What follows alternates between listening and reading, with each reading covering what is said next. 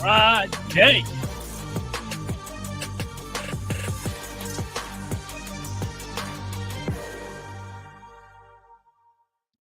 Happy Friday, everybody, and welcome to College Football Kickoff Live. Thank you for making College Football Kickoff Live your lunchtime listen every single week. That is Kenton Gibbs of Locked On ACC and Locked On Wolfpack. That is Alex Dono of Locked On Canes. Drake Toll here from Locked On Big 12. Guys, boring weekend last weekend in college football. We didn't get much around the country that mattered to us headlines-wise. What we do get this weekend is a slew of top 25 games, big matchups across the board. We'll talk a lot of Deion. We'll talk Alabama, Ole Miss. But we started off, Donna, with, to me, maybe the biggest game of this week, Notre Dame and Ohio State. You know, this is going to present opportunities for Notre Dame specifically when it comes to trying to cement yourself into the college football playoff picture. I also think it's a massive opportunity for Sam Hartman to get a little bit more love among the Heisman Trophy contenders. I know winning would be the priority for him over an individual award, but you know, this is a guy who has had a great career at Wake Forest up to this point, but being at Wake Forest flew under the radar a little bit. Now he's hit the big time at Notre Dame, and I look at this, and I know Ohio State are road favorites in this one, but I've gone both ways throughout the week in handicapping it, but I think this is a game that Notre Dame can and probably will win if they can exploit Ohio State's offensive line and just Ohio State's offense, period. I think this is a big one. I know that in the whatever head-to-heads they've had in recent years, those have favored the Buckeyes, but this is a gigantic game, Drake and Kenton, on a list of really good ones this week on the slate. And Kenton, same for you. I mean, when you look at the amount of top 25 games, the amount of big matchups, and teams that could be knocked out of playoff contention altogether just on Saturday alone, what do you have your eye on?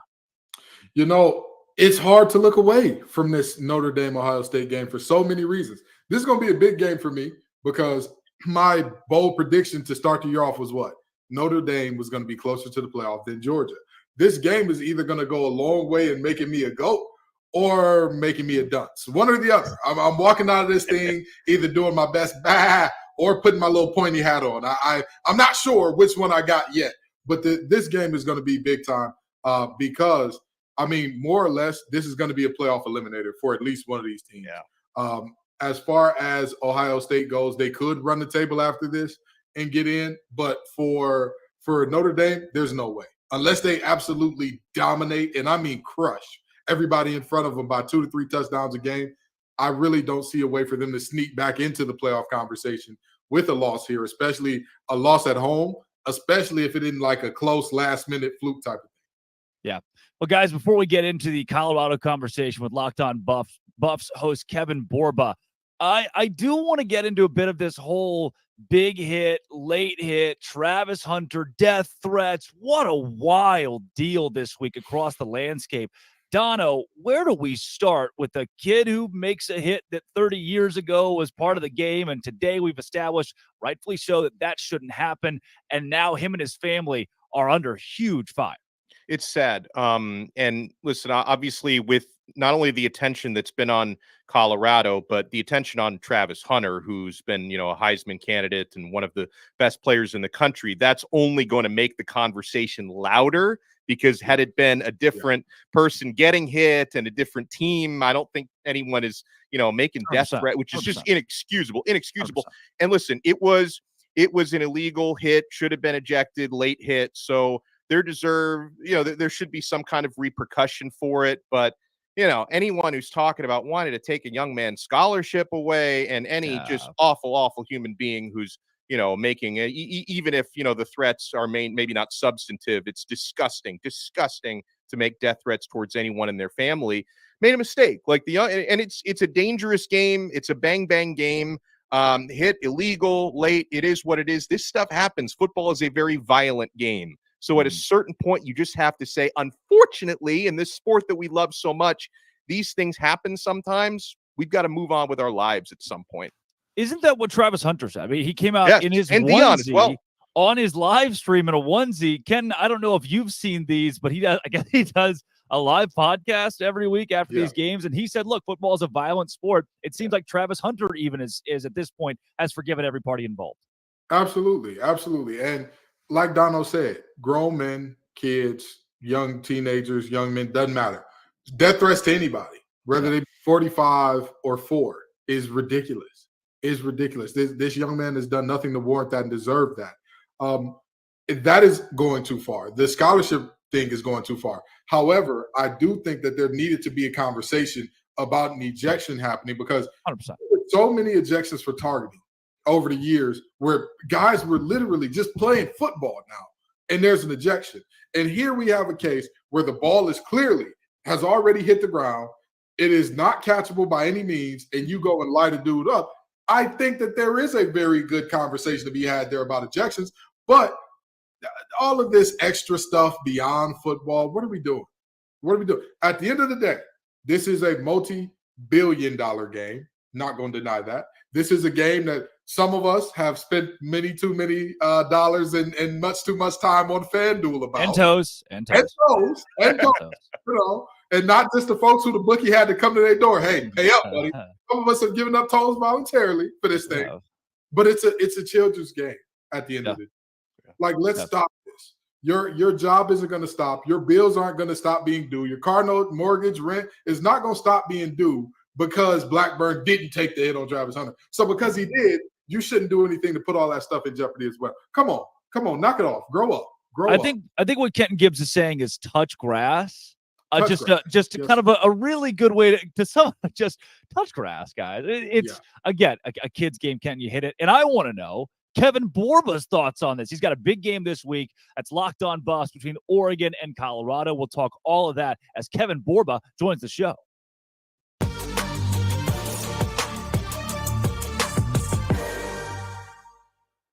Borba is back with the best haircut in the Locked On College podcast family of channels.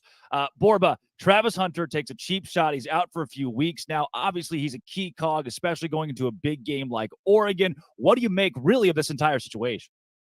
Yeah, I think the hit in general, like you guys were talking about, I think it sucked to happen. It wasn't necessary. Honestly, he could have intercepted the pass if he was actually playing the ball, but he chose to hit Travis.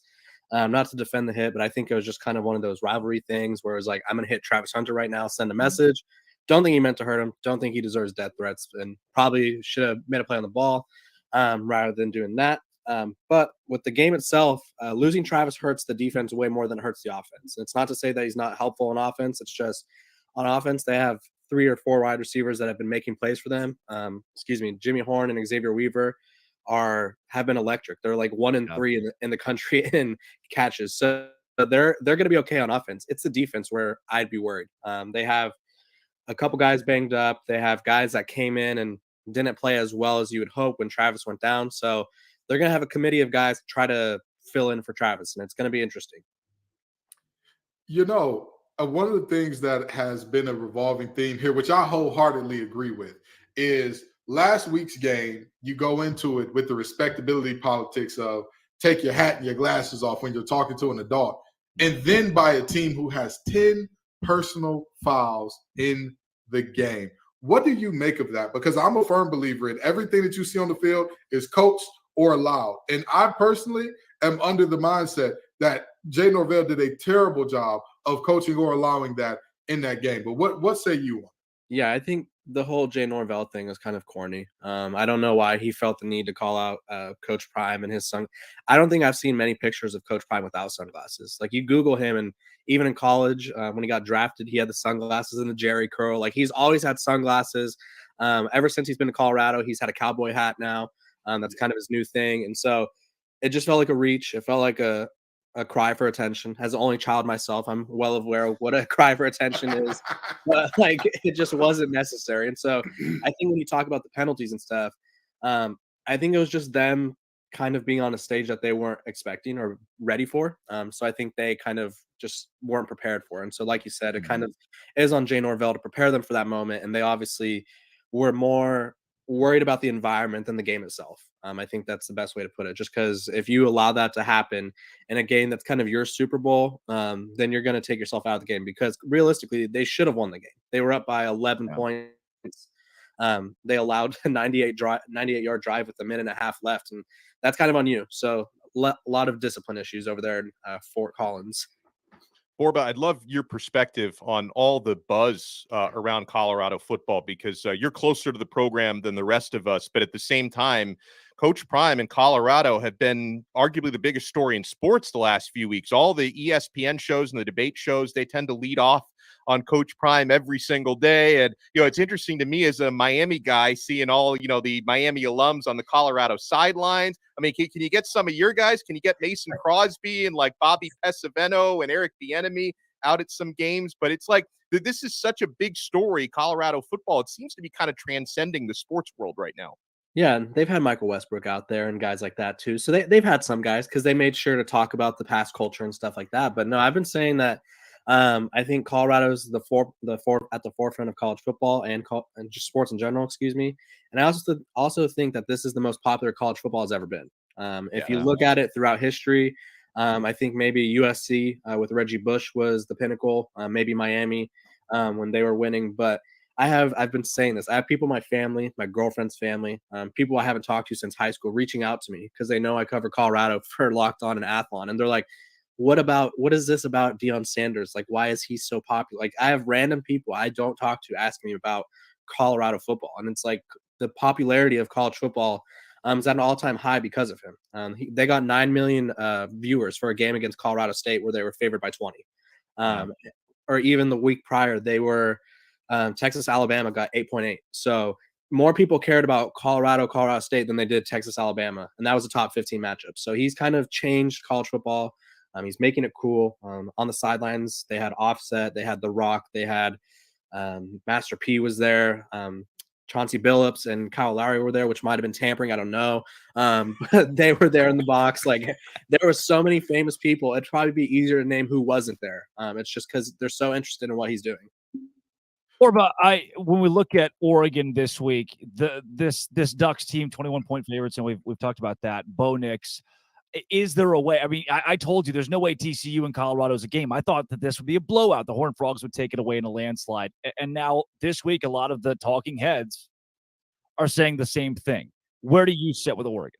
Yeah, I think it's a very big possibility for Colorado to win. I think it's a situation they love to be in. They've kind of embraced the us versus the world role. And I think they kind of find it hilarious that they're 21-point underdogs. I don't know if that's going to work out for them, but I personally have predicted them to win. So I'll just put that out there. I think offensively, they could keep up with anybody in the country. And I'll say this because I see some looks, and it's like defense can win championships, sure, but offense wins you a lot of games. And realistically, they're like USC's defense last year. USC's defense last year was terrible, but they led the country in interceptions or turnovers forced. Colorado leads the country in turnovers forced. So if they could get one or two off of Bo Nix or maybe force a fumble, that's game-changing right there. And can Bo Nix and the Oregon Ducks keep up with their offense? Because they were kind of getting sliced and diced by Tyler Shuck and the Texas Tech Red Raiders, who have lost to Wyoming. Mm-hmm. And Wyoming's a good team, no offense to them, but Texas Tech wasn't the team we thought they'd be. And so I think there's a lot of credit being given to Oregon, which they deserve, but I also think there's a lot of discrediting of what Colorado's done so far. Dan Lanning said when he found out that Colorado was going to the Big 12, what if they won? That makes their exit important.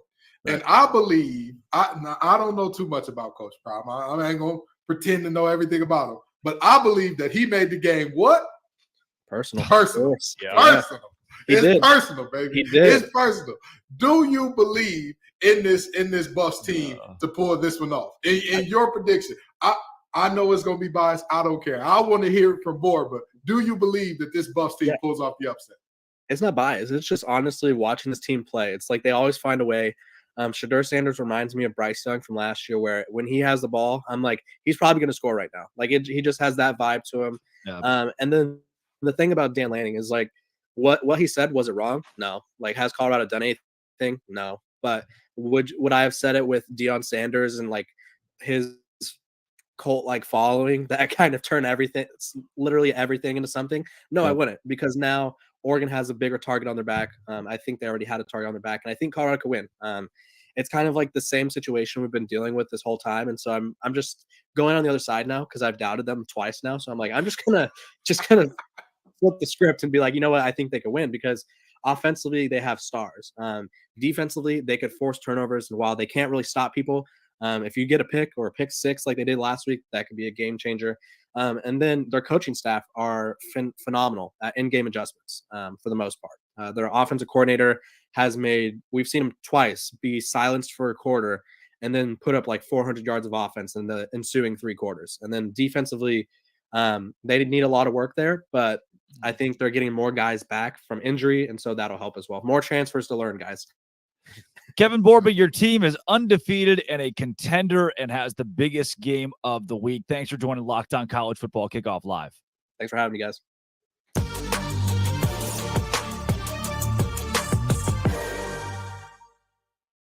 All right, fellas, let's take a trip around college football to our contenders for the college football playoff like we do every week. But first, Dono.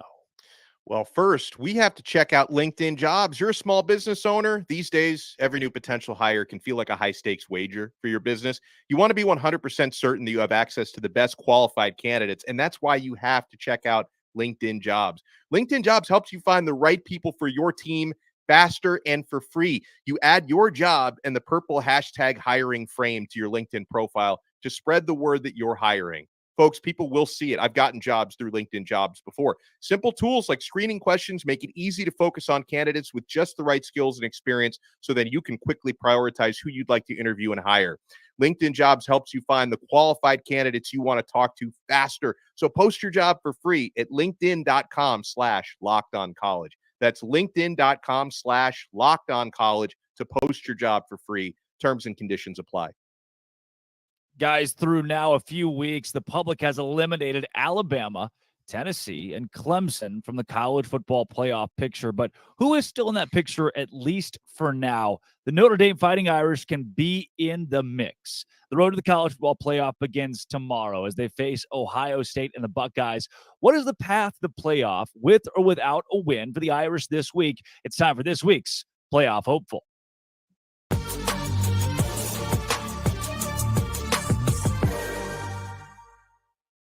Woj joins Locked On College Football Kickoff Live. Our Woj, that is, Tyler Wojak of Locked On Irish. Tyler, this Notre Dame team's got Ohio State coming up on Saturday, and more importantly, playoffs in its sights. Can this Notre Dame squad, regardless of the outcome on Saturday, make the college football playoff? Well, their schedule does set them up to make the playoff, even if they do end up losing to Ohio State, because they still have USC just 3 weeks after that, who I fully expect will be a top 5 team at the time that game is played.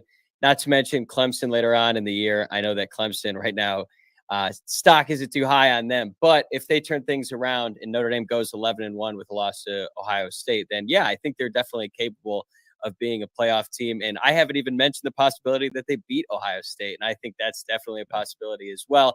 And if they do end up beating the Buckeyes on Saturday, the path is clear for them. At that point, they would probably shoot up the rankings, be close to the top 5, maybe even in the top 5 if they're able to pull off the upset at home on Saturday. But they've got the quarterback. They've got a bunch of talent around him. So I think they're definitely capable. We're just going to find out just how good this Notre Dame team is on Saturday at 7:30 p.m. Eastern. Well, as you said, find out. That's your word here, because you've got the wins against Central Michigan, Tennessee State. Who cares? The NC State game on the road, not only does Notre Dame win, they also cover. Have you seen enough in these 3 games to say squarely, oh, yeah, this team is going to beat Ohio State, or this team is a playoff caliber squad? I think they are a playoff caliber squad, but I won't know for sure until Saturday because there's still some questions. I think they're Ohio State is a really good team. They're a flawed team. They might not be as talented as they've been in recent years, and that's due in large part to the fact that they don't have a current first-round draft pick at quarterback like we've become to expect out of them. They've had C.J. Stroud and they had Justin Fields, and Kyle McCord might end up being a really, really talented college quarterback. We just haven't really seen it yet. This is going to be his 4th start. Meanwhile, Sam Hartman is going to be starting his 50th game on Saturday. So it's kind of hard to tell, but I think we're going to learn a lot. I'm more interested to see what Notre Dame's defense really is. Again, they've been playing some really inferior opponents up to this point, but when you're going up against Marvin Harrison Jr. and Emeka Egbuka and Travion Henderson and Mayan Williams, like, who cares who the quarterback is at that point? No. Those guys are going to make some plays, and you're going to have to be ready to go on Saturday. Let's go there. Quarterback play, Woj. When it comes to Sam Hartman, who might be the best quarterback in America, that's a tough thing to argue. He very well could be in New York, should be in New York at the end of the year. Does this team go as he goes? Is it Sam Hartman or bust for this team's playoff hopes? No doubt. And we're kind of in uncharted territory as Notre Dame fans, or at least a space we haven't been in a long time, where the quarterback is carrying the team. Notre Dame has had some really good teams over the past decade plus. 2020, they went undefeated in the regular season. 2018, they did as well.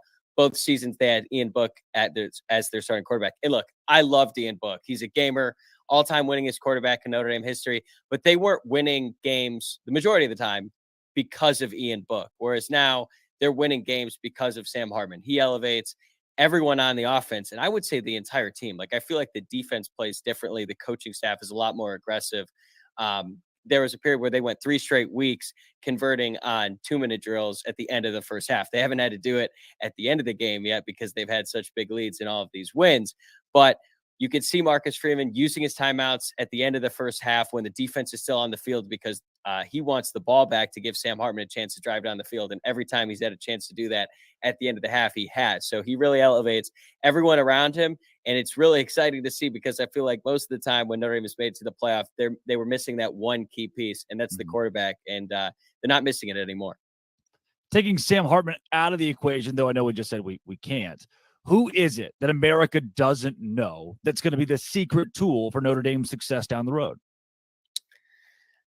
On Saturday, I'm going to say Benjamin Morrison, the cornerback, and he's going to be probably under the biggest spotlight because he's going up against Ohio State's wide receiving core, and I would say they are probably at the top, at least for sure, the best wide receiver room in college football. USC could make a case that they're a little bit deeper. They go like 8 or 9 wide receivers deep, and that's certainly true.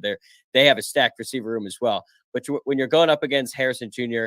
and Egbuka, like, those guys are so good. But I think Benjamin Morrison is a future first-round draft pick at quarterback. At Notre Dame, we don't get a whole lot of those. Right. So he's going to have a great chance to prove why he's so good. Last year, he sort of burst on the scene in that Clemson game when Notre Dame upset. I think Clemson was ranked 4th at the time in Notre Dame Stadium. Benjamin Morrison had 2 interceptions, one of which was returned for a touchdown. He was a freshman All-American. This year, a lot of expectations for him in the Notre Dame fan base, and now he's going to have to. He has the chance to prove it in front of the whole world on Saturday. Woj, thanks for joining the show today. Of course, man. Anytime.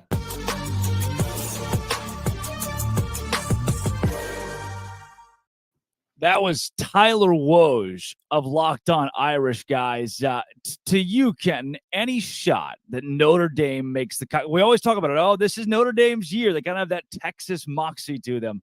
Do you think this is actually it? Absolutely. Absolutely. They don't just have a shot. There's a path. There's a very direct path for them. If you think about what they have going forward, I love the fact that we completely skipped over the fact that there's a Duke team that may be in the top 15 next week. That Notre Dame goes to Durham to play. They're going on the road to Wallace Wade Stadium, which I'm going to tell you, I was there firsthand for the Duke and Clemson game. That stadium, while it was a road game for Clemson, was not very loud. It was not very ruckus. It wasn't the type of environment that you think of. But tell me, Duke football wasn't a party?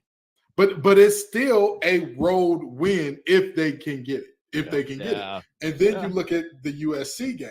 You're looking at a USC team that could easily walk in top 2 or 3 in the country, undefeated, all the things that cannot play defense still. And so you're looking at a situation with Notre Dame where even if we count this game as a loss, you're saying that there's a path here. So if they win this game, I mean, they're all but a shoe-in at that point. But a loss here, I think that they'll be just fine. They just got to take care of what's in front of them. Dono, buy or sell Notre Dame?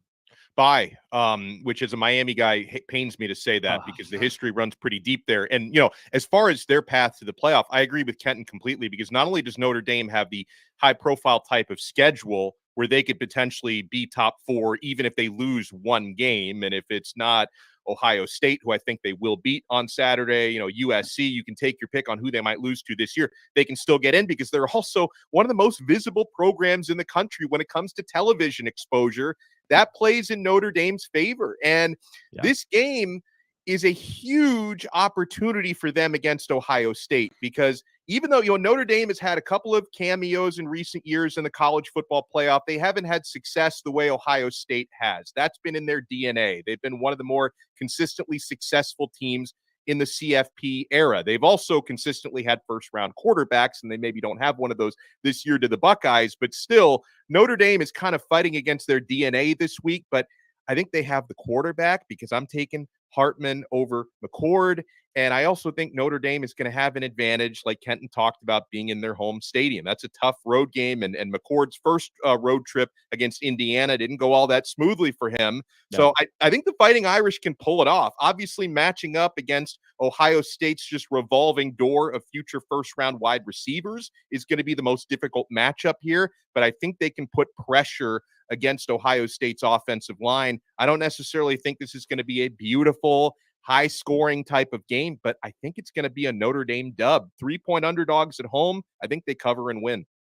Let's take it from ACC adjacent to the actual ACC. What was thought to be a potential top 10 matchup this preseason is now a battle between number 4 Florida State and unranked, unknown Clemson. We kick to Brian Smith of Locked On Seminoles to preview this matchup. There are 3 prime reasons that Florida State should defeat Clemson. Number 1, quarterback experience. While Cade Klubnik is a very talented young man, Jordan Travis is a graduate student. He's been there. He's done that. And don't forget about his legs. He can make a play in the clutch, even if a pass is not there. When it is available, Johnny Wilson, that's a really great option. He's averaging 20 yards of reception, and his 6'7" frame is very attractive. And, of course, there's Keon Coleman. LSU knows all too well about him. Finally, can Clemson protect Cade Klubnik? They've been giving up a lot of pressures, and while he's not been sacked a lot, if he's under duress from Jared Verse and the Noles, that's not going to bode well. Florida State overall just has more talent than Clemson. They have more experience, and I think they're up to the task. Florida State gets it done 35-24 in Death Valley. That is a double-digit pick from Brian. Clemson over Florida State. What I do like about this game that bodes well, Dono, for Clemson is that it's 11 a.m. I mean, or bodes well for Florida State, I should say, is 11 a.m. I mean, this is not a night road test. I mean, yeah, it's just not all of college football is looking at this. It hasn't become the marquee matchup that it was supposed to be, and to me, that almost helps Florida State just roll in a game that they are certainly expected to win. Well, I don't think Clemson has been a home underdog since the George W. Bush administration.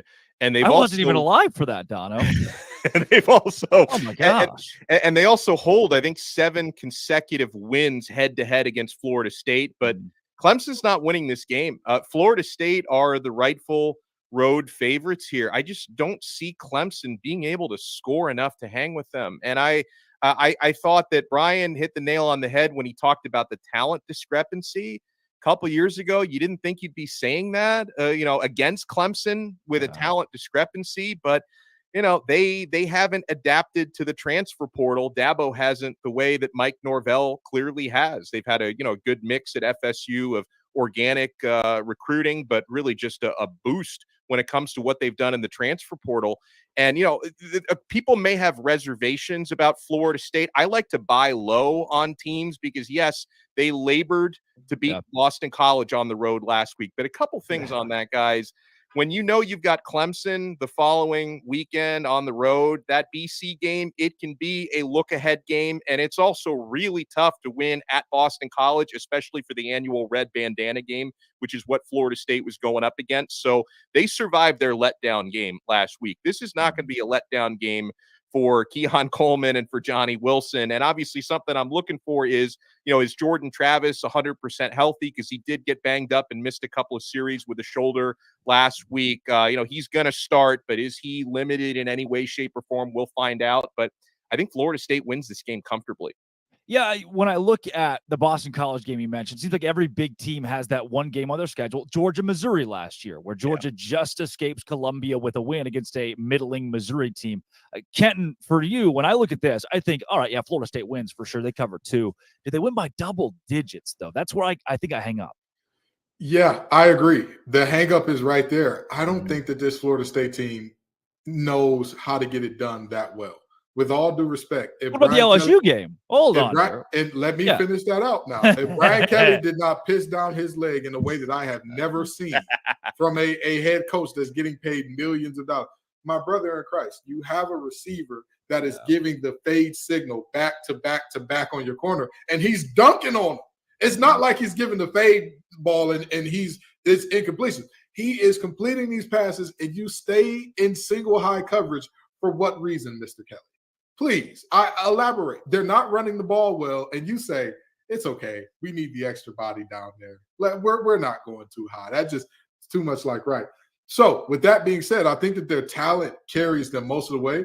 But honestly and truly, I think that Dabo is the better coach, and he finds a way to get this thing close. I'm not saying that they win this game. I don't think Clemson wins.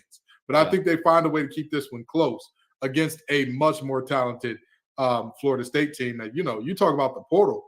All of their stars are darn near all of them, except I believe the backs are all out of the portal. Everybody. Yeah. And so that's, you talk about the future is now old man mentality. That's got to be how Norvell is looking at Dabo. Hey, buddy, you get with the times or you get rolled over, and they're going to get rolled over in this one. Well, Dabo will always appreciate your thoughts and prayers. He's going to need a couple of extra this week as Clemson takes on Florida State. Coming up next, we take you around the conferences, the power conferences in college football, as we talk all of the biggest games in a big weekend. But first, let's bet on those games. What do you say, Dono? Oh, I'm down for that task. Guys, FanDuel, we are having so much fun each and every week. You can snap into this NFL action with FanDuel, America's #1 sportsbook. Right now, new customers get $200 in bonus bets guaranteed when you place a $5 bet. That's $200 in bonus bets, win or lose. If you've been thinking about joining FanDuel, there's no better time to get in on that action. The app is so easy to use. There's a wide range of betting options, including spreads, player props, which are so much fun, over-unders, and so much more, and got a lot of good action this weekend. So visit FanDuel.com/lockedon and kick off the NFL season. FanDuel, official partner of the NFL.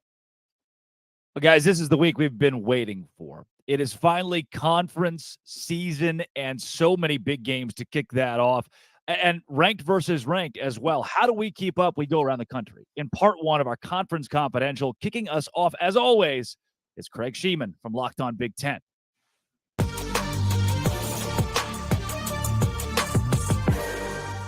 There is no bigger game across the country than Ohio State at Notre Dame. This one has playoff implications. It's under the lights in South Bend Saturday night. It's on NBC. The whole country's going to be watching. Plus, the Buckeyes offense just finally woke up a couple of weekends ago. But you know what? The defense has allowed the fewest points through 3 games since 1975. This is generational stuff. Meanwhile, Notre Dame is led by quarterback Sam Hartman. He's the real deal. 13 touchdowns, no interceptions so far this year. And you want to get the remote control out because while that game's going on NBC, on CBS at the same time, we're going to white out at Penn State as they host a very stingy Iowa Hawkeye team in a battle of undefeated top 25s. Another battle of unbeaten square off in Ann Arbor Saturday afternoon as Rutgers visits Michigan. This will be Jim Harbaugh's first game on the sidelines following his 3-game suspension. And tonight, it's Friday Night Lights in the Big Ten as Wisconsin travels to West Lafayette to take on Purdue on FS1. Both of these teams are supposed to have this new air raid attack offense. Let me tell you something. Badger quarterback Tanner Mordecai, that's not what he's about. That's not what Wisconsin does. They still have their traditionally strong running game. They should use it. Meanwhile, I'm very intrigued by the arm talent of Texas transfer and Purdue quarterback Hudson Card. I think he's something to watch as the season goes on. He's very good. Season's a third over. I'm sad, but it feels like it's just getting going. Enjoy the games. I'm Craig Sheeman for Locked On Big Ten.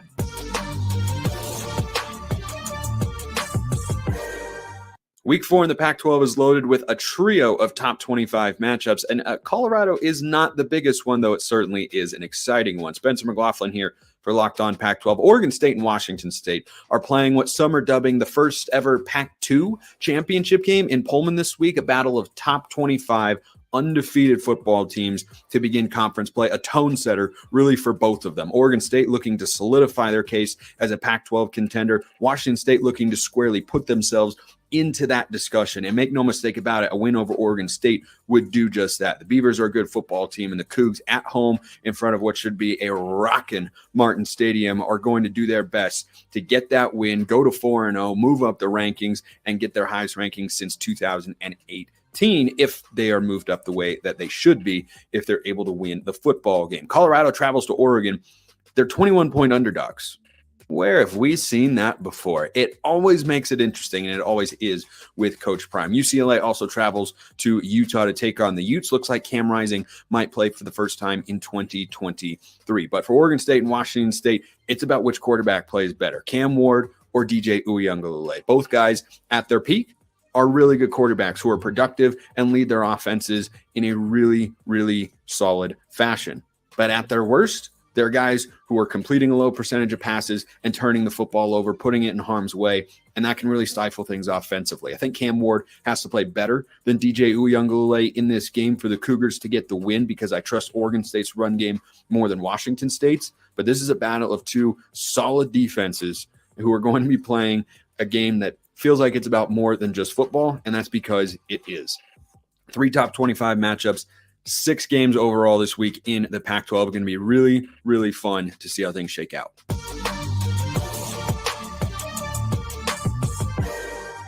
What's up, everybody? Chris Gordy here from Locked On SEC Week 4, and we've got some juicy matchups in the SEC. First up, it's 3-0 Auburn at 2-1 Texas A&M. Big early road test for Hugh Freeze and company, but I think this is a must-win for Jimbo Fisher and crew. You can't lose to a new head coach. You already have a loss on the young season.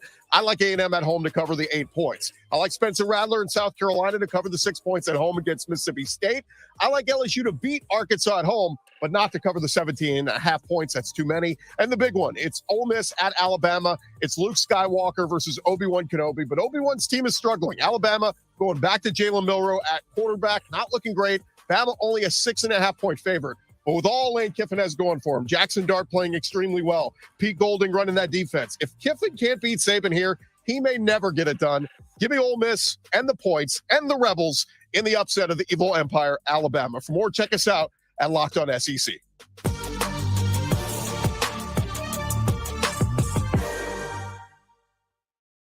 Wow, Gordy wearing a Joe Burrow shirt with pride this week. Tell him what it is, Chris Gordy.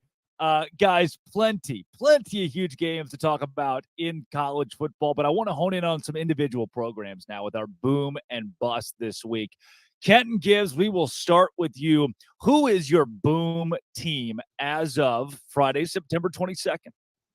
Well, I love to say this. I've been waiting on this team, and I say this with great joy and great happiness in my heart. I'm not going to lie to you and try to pretend at all that I'm holding back any of the glee that I contain for this team being good.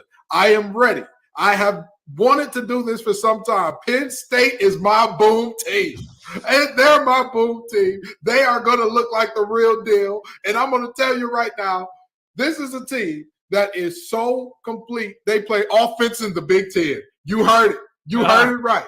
Their name is not Ohio State, and they play offense in the Big Ten. Geez. Oh, I'm so excited. I'm elated. And, of course, I'm elated because on defense, they got a couple Cass Tech graduates over there, the King Twins, doing their thing. I'm always excited to big up my boys from the Creed and why I love it. But with that being said, this is a really, really good Penn State team, a really complete team. They are solid in the trenches on both sides up front. They have good depth at the second level as well, multiple good backs, multiple good backers, and, of course, one of the best corners in the game in Kobe King. And you look at their wide receivers, and they finally have a 5-star quarterback. It's crazy. What can you do with an offense in the Big Ten? They can get it done. They can get it done. 467 yards per game offensively for Penn State. The bad news is they play Iowa this week. So if you have a paint drying competition in your local area, you could probably buy tickets to that for cheaper and enjoy it much more. Dono, boom. I'm going to give you a curveball. This is a team that to this point has been busting, but I think they're going to boom this weekend and pick up a big win. That's the Alabama Crimson Tide. What? I don't see them losing.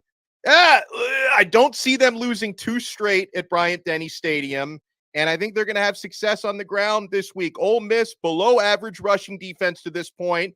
Saban is going back with Jalen Milroe, which obviously he's not instilled a huge amount of confidence, but at least Saban has figured out this is the best guy we've got. They're handing him the keys to the car again.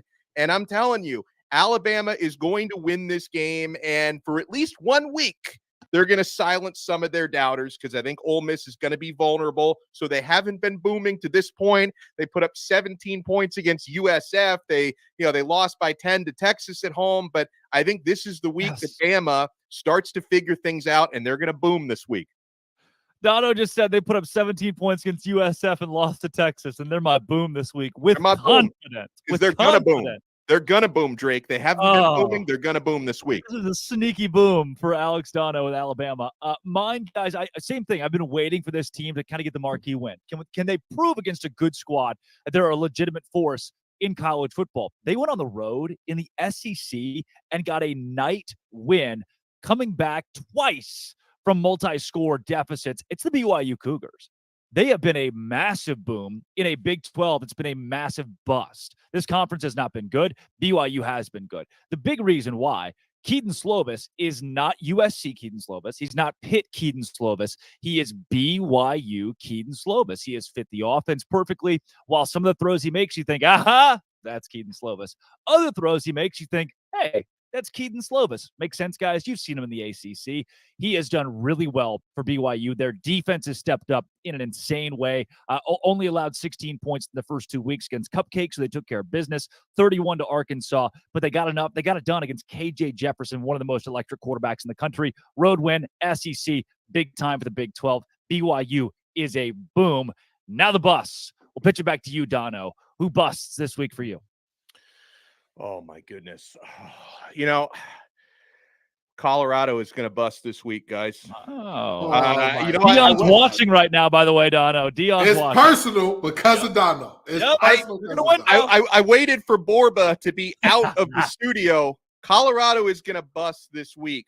Oregon is going to handle them at the line of scrimmage. And, Borba talked about it being without Travis Hunter. That's definitely going to hurt them more on defense since it's going to hurt them on offense, but it's going to take away their best cover guy. And, Deion talked about cornerback by committee this week. They've got a 5-star true freshman in Cormani McLean who, cares more about his social media than actually getting better and developing. So I don't think we're going to see much, if at all, this week. Okay. Everyone went crazy about Colorado. I see like Michael Irvin is doing a social media post where he's like crying tears of joy because they beat a team in double overtime that lost to Washington State by 26 points in their previous game. Oregon is going to boom this week, which means Colorado is going to bust. All right, Kenton, who's your bust right now? Dono, he was crying because it was 2 a.m. We were all ready to go to bed. We were so happy that it was a miracle. Over. I was still awake. I usually go to bed at like 10 o'clock, and they talk. That game set like a ratings record for the late game time slot. I was even up. Well, I stayed up like 4 hours past my bedtime to watch that. Listen, I wake up at 4:30 most mornings. I was crying when that game was over. I was right there with my going, thank you, Lord, this thing is over. But I struggled to come up with a bust team because there actually were 2 that I wanted to go with. And then I thought to myself, you're a rule breaker anyway, so we're going to go with 2. I've already talked about both of the teams that are playing these teams have already been talked about. Iowa, I don't know why anybody would rank that team. I don't know. What's better, Kenton, is they are undefeated and just haven't moved in the rankings. They started at 25. They keep winning games. People are like, all right, 25 it is. Cade McNamara has looked mid at best. And I mean, like, in the Midwest, outside of Detroit, of course, the wonderful bastion of a society that we have there, there's some really bad food, like Skyline Chili and whatnot. Things like that, mid, right? Okay. Iowa's offense, worse than that, which means Iowa as a team must be mid. But let's go over to a guy that I've talked about on some other shows, that I've talked about. In the words of Jay-Z, I don't believe you. You need more people. Mr. Bo Nix, I don't believe you, brother. I don't believe him. I don't believe him. I don't think he's a good player. I'm sorry. I'm going to sit on that. I'm going to stand on that. I'm going to jump on that 10 toes down. As a matter of fact, give me your toe that you cut off, Drake, so I go 11 toes down. I don't believe in Oregon because I don't believe in Bo Nix. Dan Lannon made it personal. I think that Colorado pulls off the upset. 2 bus teams for you right there. And we went completely opposite on that one too. This Absolutely. is great. This is Dono versus Gibbs this weekend. Absolutely. I don't even know what to do with this now. I feel like the middleman here. I can give you my bus though, and it's wish that I was on old Rocky Top. Those guys suck right now. do. I don't know if you've been watching this Tennessee team, but they were supposed to be good, and they were like, "Hey guys, just kidding. We wanted you to think that with Joe Milton at quarterback, who had 14 incompletions of his 34 attempts this week, not good, and also just didn't look good against a Florida team that got torched by Utah's backup quarterback who couldn't move the ball against Baylor." And I know the transitive property doesn't exactly work in college football, but it's a Tennessee team that should be blowing out Florida. Home, road, Florida's coach is going to get fired. He's not very good. He's bought himself time because Tennessee pissed down its own leg. 29-6, not only did Tennessee lose, Tennessee got beat handedly at Florida and only put up 16 points with Joe Milton at quarterback. Jalen Wright, Jabari Small, like we were supposed to see a balanced running game and passing game from the Volunteers. We have seen none of that to this point. They have been disappointing. And look, I get it. Earlier this season, they beat up on Virginia to open the year. Guess what, guys? Dono, you mentioned Virginia's just bad. It's just a really, really bad football team. And Florida, to a certain extent, also pretty bad. What we've seen from the Gators. And you know, not only did Tennessee lose, they did not compete against the Gators. That's a bust for me, 100%. We got time for one more boom for each of you guys. Let's lean on the positive here. Adano, give me another boom for you. I'm stealing Kenton's thunder, and maybe he stole mine because Penn State is a massive boom for me for all the reasons that Kenton talked about. I don't necessarily think their game is going to be very exciting this weekend, but this is a ranked matchup for them. They're favored by 2 touchdowns against Iowa. If they don't cover this week, it'll probably be because they get so bored playing against Iowa. But Penn State has been a massive boom for me so far. All right, Kenton. Now let's diversify here. No more Penn State talk. Yeah, You're another boom for you. Another boom. I got to get this guy his guts. I give credit where it's due. I thought that he was a lifelong defensive coordinator, but he's showing his behind as a head coach in year 2. Brent Venables, come on down, baby. He is out there doing it at Oklahoma right now. And they're playing. Whoa. This is boom, not bust. Yeah. Brent Venables is a boom? Yes. Listen, I know most people don't. I know beat Tulsa? I know most people don't want to believe me here. I know most people have this team saying, hey, I am most people. This Cincinnati team not only can, but will pull off the upset here. I think Brent Venables gets this one done. Now, I'm not going to make this my level 18 lock. Now, I ain't going that far. But I think that Brent Venables has this team playing inspired. He's now drawing up those exotic, crazy blitzes that you saw at Clemson again. That is giving offensive coordinators nightmares. And to think, if you can give an offensive coordinator in the Big 12 a nightmare, you got to be doing something special because that's a defense is optional type of conference. And yet that team has whooped the wheels off of pretty much everybody's been in front of them so far this season. I've got to give them a boom because I think they get it done against Cincinnati. Okay, can I go with a bonus boom because I wasn't here last week? How many booms are we going to have here? I just need to give a bonus boom. This is not going to be because Miami beat Bethune-Cookman last week, but I wasn't here last week to talk about Miami's excellent showing, Tyler Van Dyke's excellent showing against Texas A&M. That's the only real team Miami has played so far, but they have been more complete than I expected. Offensive line statistically grading out as one of the best in the country. Tyler Van Dyke so far, who had a really bad year last year for a number of different reasons, is actually the Pro Football Focus leader through 3 weeks so far in the season with a 94 grade. They've been tackling a lot better. Still going to be a few more weeks before they have another serious opponent because they have Temple this week, bye week, Georgia Tech, and then North Carolina, which is going to be a huge test. But Miami's been booming so far. Boom. You nailed it for me. My added boom. North Carolina. North Carolina has a chance to do something it has not done since I was born. The Tar Heels have not been 4-0 since 1997. I wasn't even a thought. And they got an opportunity to do it this week. We're not talking about UNC enough. Obviously, this is a team that has, in the last couple of years under Mac Brown, made some waves. Sure, they've struggled against App State, which everybody seems to do right as a Power 5 team. But we're not talking enough about top 20 North Carolina, who can make some noise in the ACC. Right now they are a boom to me, a sneaky secret boom that could end up in the top 10 here in a couple weeks if they're to win that game, Dono, against Miami. Oh, you guys hear that? That was my doorbell. My DoorDash is here, Dono. Well, I hope my DoorDash is going to be here soon, guys.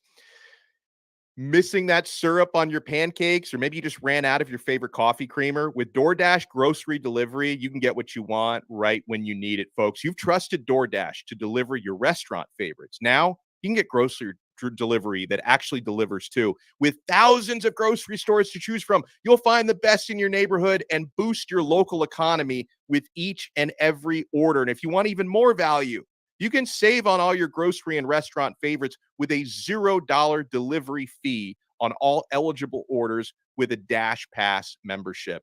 Get 50% off your first DoorDash order up to $20 value when you use code LOCKEDONCollege at checkout. Limited time offer, terms apply. That's 50% off up to $20, no minimum subtotal, and zero delivery fees on your first order when you download the DoorDash app in the App Store and enter promo code LOCKEDONCollege. Don't forget, that's code LOCKEDONCollege for 50% off your first order with DoorDash. Now, I know what you're thinking. They went and nationalized my Locked On show. You're sitting there, you're watching Locked On Ole Miss as we speak, and you're thinking, where is Stephen Willis and who are these three guys? Well, this is Locked On College Football Kickoff live every Friday from 11 to 1 Eastern time with everything around college football. We take it on a complete wraparound across the entire game. Drake Toll from Locked On Big 12 alongside Kenton Gibbs of Locked On ACC and Wolfpack, and Alex Dono of Locked On Canes as well. Guys, as we get closer and closer to this noon hour, it is time for Sell Me Why. Ain't nothing but a heartache or a mistake. Sell Me Why this week. Michigan, 23.5-point favorites in a conference game. The return of Jim Harbaugh against Rutgers. The Wolverines host the Scarlet Knights. Here's Isaiah Hole to sell you why the Wolverines will cover that massive spread. The spread for Michigan football in the homecoming game in week 4 to host Rutgers is Michigan favored by 24.5. Will Michigan beat the spread? This is Isaiah Hole from Locked On Wolverines. And I'm going to give you a reason why Michigan will beat the spread. And I have a couple here. The big one is Jim Harbaugh returns to the sidelines. Now, if you listen to any Michigan players throughout the week, they say it hasn't made much of a difference having the interim head coach as well. Jim Harbaugh's been away for the last 3 weeks. But has this looked like the same Michigan team? It really hasn't. On top of that, this is the biggest game so far of the season. I know it's Rutgers. But at the same time, we've seen Michigan kind of sputter out. We've seen the starters out from midway through the third quarter in each of the first 3 games. Now is going to be a time when you see Michigan put the pedal to the metal, cover the 24.5-point spread, according to FanDuel. Michigan has got this one in the bag, even though they have yet to cover the spread so far this year. Wow. Michigan has allowed 16 points combined in 3 games, but they're playing a Rutgers team that has allowed 30 points combined in a much stronger 3 games. Rutgers has double-digit wins against Northwestern, Temple, and Virginia Tech. All those games coming at home. This is their first road test. Kenton Gibbs, are you sold? I'm sold on Michigan covering this. Yeah, I honestly think the Fighting Greg Schianos haven't played anybody that's super quality so far this year. Well, neither is Michigan, Kenton. Yeah. I mean, I'll give you that. But if I'm looking at these teams, anybody who's listened to me talk on these shows before, I always tell people before week 4, we're all taking shots in the dark and guessing. And if I'm taking a shot in the dark and guessing, hey, based on what I've seen so far, the little bit of information I do have, filling around in the dark, doing my best Stevie Wonder impression, I think that we're for sure going to get Michigan covered. Yeah, not just a little visually challenged, not blind. You know, need a little help every now and then. Not blind. But I think Michigan gets this done, and I think they cover. He sold me why. He sold me on this one. Dono? He didn't sell me, because if the way you end your statement is, even though they haven't covered a spread yet this year, that doesn't make me too confident in betting a spread this big. It's all about the margins here, Drake, because if it was Michigan minus 20.5 instead of 24, 24.5, I'd say, okay, they'll probably win it by 3 touchdowns. This one is too rich for my blood. Rutgers has run the football pretty well this year. They put up 254 rushing yards against Temple earlier this season. I know that's not Michigan, but all this to say, Michigan's going to win this game. I just don't think they win by that much. So I'm not sold. Yeah. It reminds me of like the Indiana-Ohio State game earlier this year, where it's, hey, really, really good team that should obviously win against another Big Ten team that plays good defense and has an offense that runs the ball. We slow the game down. It's just tough to win by 24 points in the Big Ten, especially when Michigan's offense has been methodical at times this season. Looking at, Bowling Green, UNLV, and ECU, they're averaging around 32 points per game. That is not a lot in your cupcake non-conference. You're supposed to be lighting things up with an offense like that at Michigan. So maybe this game does end 31-14. That's a cover. That's 24 points we're talking about here. I'm not sold on Michigan, although one of us, Kenton Gibbs, is. How about this one? Utah minus 4.5 and climbing. This one is soaring against UCLA. Utah opens Pac-12 play tomorrow by hosting the undefeated Bruins in Salt Lake. Here's JT Wistersill to sell you why the Utes are going to cover 4.5. The Utah Utes and UCLA Bruins face off in one of several top 25 matchups this week. So Utah's favored by 4.5 over UCLA. And if I was you guys, I would be all over taking Utah to win big in this one. Even if Cam Rising doesn't play, I still like Utah to win this one by more than 5 because of their defense. Utah has yet to give up more than 14 points in a game, and they've only allowed a combined 31 points through 3 games so far. And that's not just from playing a cupcake schedule. They've taken on Baylor, Florida, and even Weber State, who is an FCS team, but they're a top 10 FCS team. So this Utah defense is tested. They got a lot of returners from last season and a lot of really prime players who are ready to step up. The Bruins will be starting 2 freshmen, Dante Moore at quarterback, who will be making his first ever Pac-12 start. And he'll be doing it against one of the toughest road environments in the Conference of Champions, because this is a Utah team that is 28-2 at home going back to 2018. And the Bruins have not fared well under Chip Kelly going to Utah. So take Utah to win big in this one. Wow. One host tells us his team never covers the spread. The other tells us 28-2 in the last 30 games in Salt Lake City. That is enough. I am sold. I think Utah is still the best team in the Pac-12 with consecutive championships until I see otherwise. Canton, give me Utah in this game to cover. They're going back to back to back. This is not a Utah team to be trifled with or mess with. And for all the talk about Deion is personal, I think that Whittingham up there at Utah is doing the exact same thing, just in a much more quiet manner. This is a team that they're the Rodney Dangerfield of college football. They get no respect at all. And yet all they do is put on their best DJ Khaled impression and win, no matter what. So with all that being said, I think that Utah covers this one easily. Dono? Now I am sold. I think Utah covers. I will be interested to watch this game because this is where all the high school recruiting coverage comes in for me, because Dante Moore on the UCLA side, it's going to be a very big moment for him. His team is not going to win this game. They're not going to cover, but that's one of the more impressive high school quarterbacks I've watched in person in recent years. I think that kid's got the stuff. I don't think this Saturday is going to be his time. I think his time's going to come a little later. We got a whiteout on Saturday night. The number 7 Penn State Nittany Lions, 14.5-point favorites over the number 24 ranked Iowa Hawkeyes in Happy Valley. Zach Seiko will sell us why the Nittany Lions will cover 14.5. Hey, it's Zach Seiko with Locked On Nittany Lions, and I'm here to tell you why you should be betting on the Penn State Nittany Lions to not only win, but cover the spread against the Iowa Hawkeyes in the whiteout game. I got a few reasons for you, and the first one is that whiteout environment.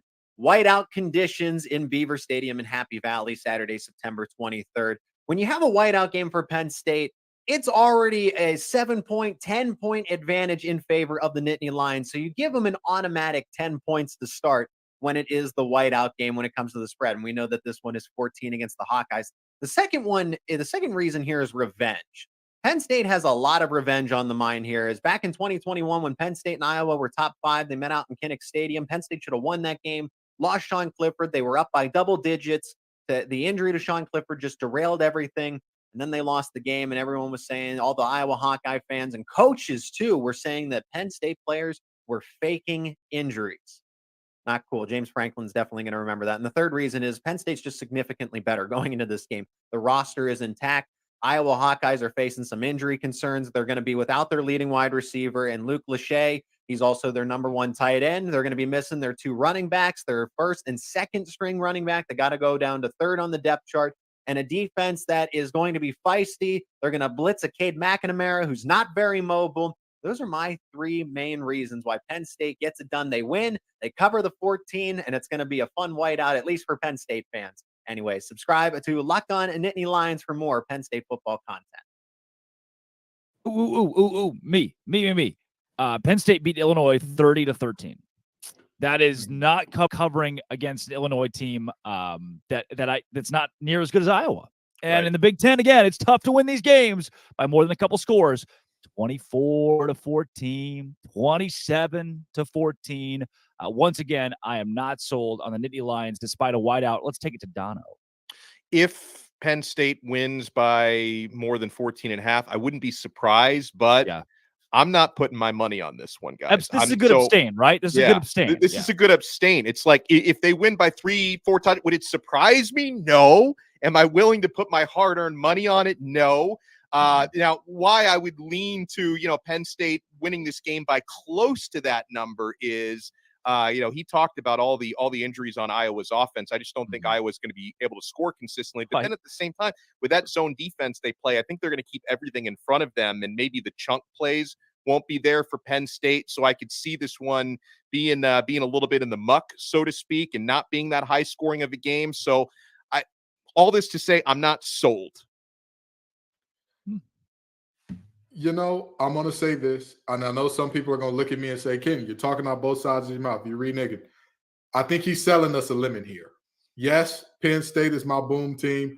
I'm not buying. I think that Penn State has control of this game from the start. I don't think that we ever think that Iowa is in it, but I'm not seeing covering a large spread here. I think that they, again, get control, maintain control, win the game handily to where nobody ever thinks that Iowa was really in it if you watch the game. But I think the scoreboard is going to say that this game was much closer than it actually was. I agree. Good abstain. Again, he's selling you a limit. He's selling you the Maserati with the Honda Accord engine in it. Don't do it. Don't buy it. This ain't a good bet. Hands off on this. Well, and you know what? I did. This is a situation where, and I know we'll talk a little bit more about betting later. I'm not betting this number, but if I do one of those like fun lottery ticket parlays, I'm definitely putting the Penn State, just the money line in there. Yeah. If I'm going to pick like 8 winners and try to get crazy odds, because Penn State's going to win the game. I just don't know if they're going to win by enough.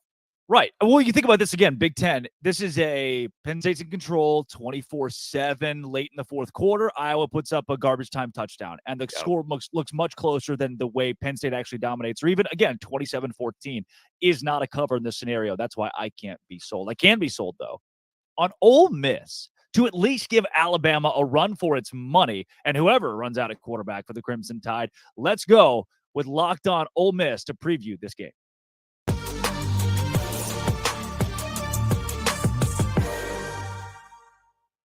Stephen Willis, welcome to Locked On College Football Kickoff Live. Ole Miss, Alabama.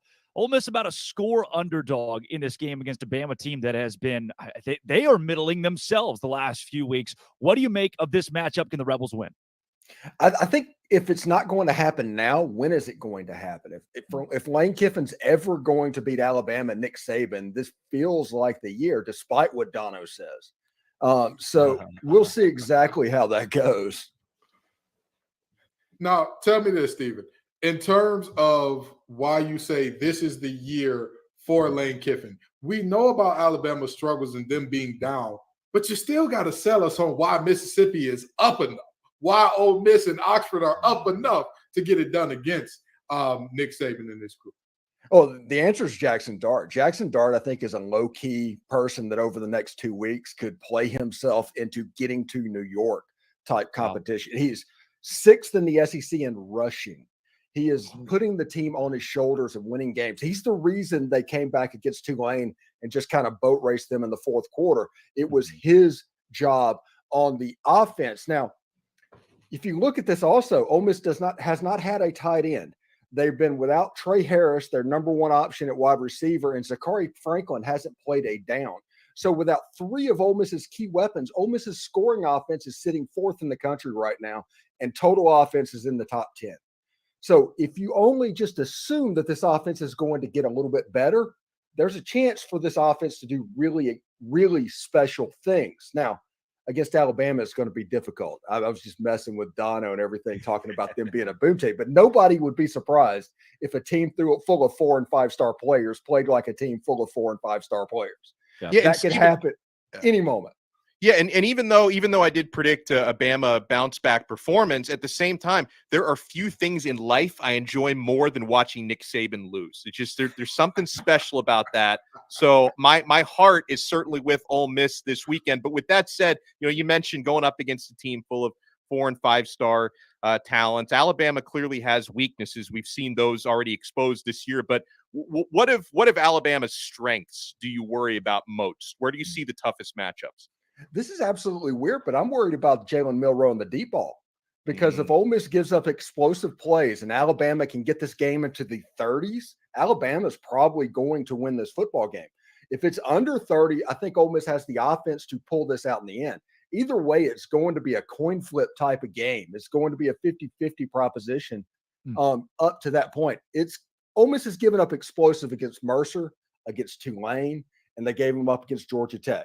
If they give them up against Alabama, Ole Miss might lose this game. But if they can shore it up on the back end of the defense, and Pete Golding is returning to Alabama, Lane Kiffin wants to beat Lane Kiffin more than any other coach that he's ever gone against, so much that he's like quoting Taylor Swift lyrics to troll Alabama this week.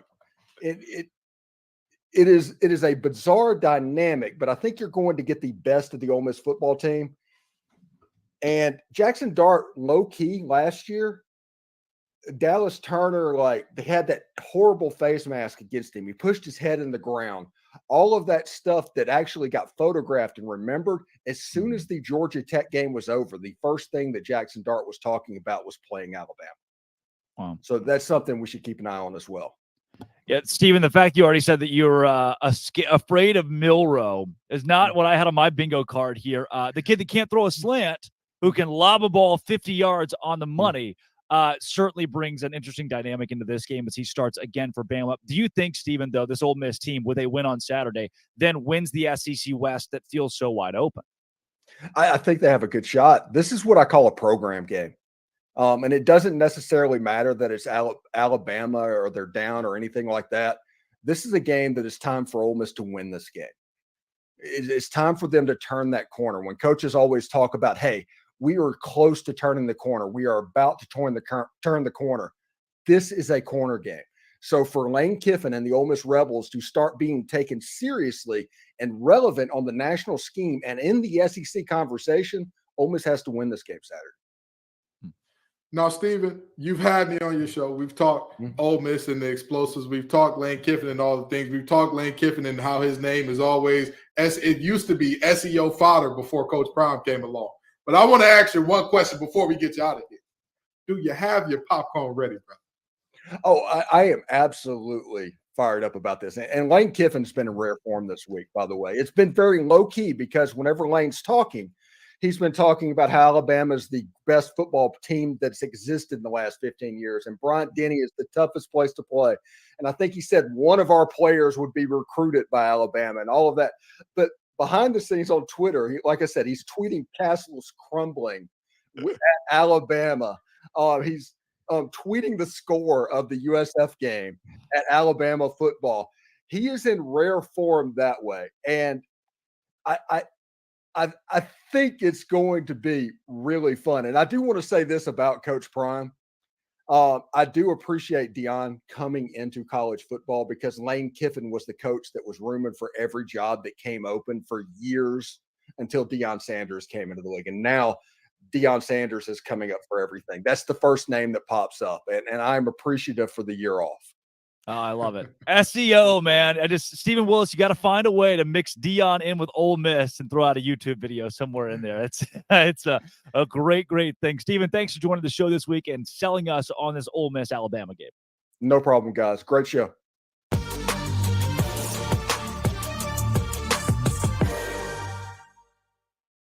Coming up, we have Conference Confidential Part 2, and we also talk about coaches who are on the hot seat and brushing up on their LinkedIn profiles. Right, Dono? Yeah, if you want to brush yours up, thankfully Billy Napier gets the week off. He's not LinkedIn Billy this week, but these days, every new potential hire can feel like a high-stakes wager for your small business. You want to be 100% certain that you have access to the best qualified candidates available, and that's why you need to check out LinkedIn Jobs. LinkedIn Jobs helps find the right people for your team faster and for free. You add your job and the purple hashtag hiring frame to your LinkedIn profile and spread that word that you're hiring. Simple tools like screening questions make it easy to focus on candidates with just the right skills and experience so you can quickly prioritize who you'd like to interview and hire. It's why small businesses rate LinkedIn Jobs #1 in delivering quality hires versus leading competitors. You've got to try it. LinkedIn Jobs helps you find the qualified candidates you want to talk to faster. So post your job for free at linkedin.com/lockedoncollege. That's linkedin.com/lockedoncollege to post your job for free. Terms and conditions apply. All right, guys, I'm just reading this here, and it's Conference Confidential Part 2. We did the SEC earlier, and Harry Belafonte was an American singer, actor, and activist who popularized calypso music with international audiences, 1950s and 60s. This is the same guy that sang that Deo.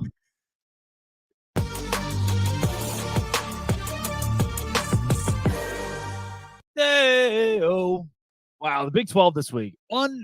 Unbelievable slate of games compared to last week. And I have 3 big upsets. The biggest matchup to break down, BYU and Kansas this week. Kansas a 10-point favorite against a team that just went on the road against an SEC squad and won in a top 10 attendance for that SEC team all time in a night game.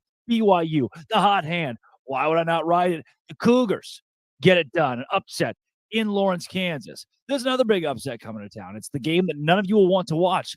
I don't want to watch it. Which team wants to lose more? That's the one that will. Iowa State, Oklahoma State, 2 very bad football teams. Iowa State favored by 3.5, over under 35.5.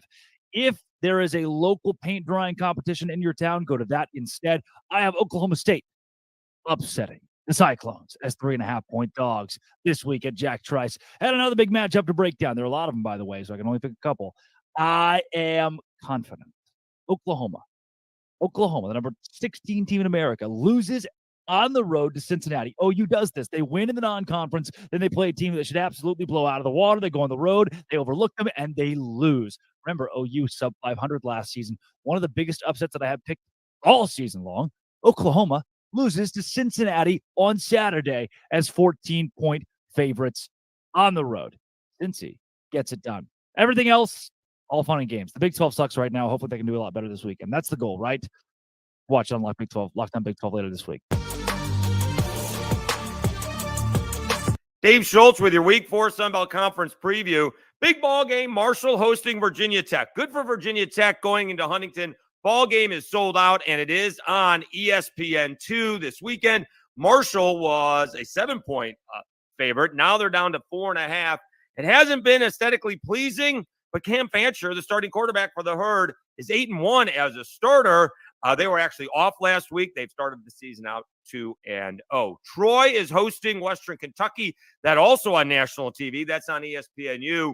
Trojans got TJ Jackson back. That may have helped them defensively against JMU, but they got Western Kentucky coming in, and Austin Reed can sling it around the field. Troy better be ready for the Hilltoppers. And then later on in the evening, you got App State heading out to Wyoming. The Cowboys gave Texas all they could handle for 3 quarters before wilting under the Longhorns. Really good football team. App State looking to start out the season 3-1. Be sure to head over to Lockdown Sunbelt for the full recap of the Georgia State Coastal Carolina ball game. Once again, I'm Dave Schultz with your Week 4 Sunbelt preview. Enjoy the football, everybody. I'm Darian Gray, aka the Mouth of the South, and host of Locked On HBCU. And conference play begins for the SWAC this week.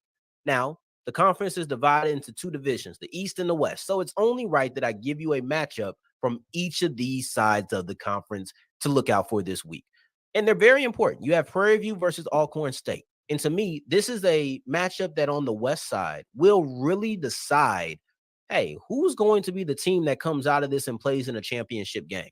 It might not be either one of those teams at the end of the year, but with the way the West looks, this is the type of matchup that will be heavily impactful in potential tiebreakers, which is something that it really did come down to in 2022. Now, meanwhile, on the East side, you're looking at FAMU, who this is their division to lose. FAMU looks like the top dog, not only in the East, but really in the whole conference, and maybe the best HBCU on the FCS level. But they are going against one of the teams that I would consider legitimate competition, and that's Alabama State. Now, the Hornets don't have a great offense, but they do have an elite level defense, and an elite level defense can keep you in any game. If FAMU wants to really distance themselves and feel a little bit more comfort going throughout the rest of the season, and I know it's early, but if they want to feel that comfort, they need to defeat Alabama State. Losing this game will make things much harder for them, and it'll be a big feather in the cap of Alabama State and probably the biggest win for Eddie Robinson in his 2-year career as far as a coaching tenure. But I got FAMU coming out of this. Now, as far as Alcorn versus Prairie View, that's anybody's game. It's still early, and both of those teams have some big question marks, and this game will be one of the times when we have those questions answered.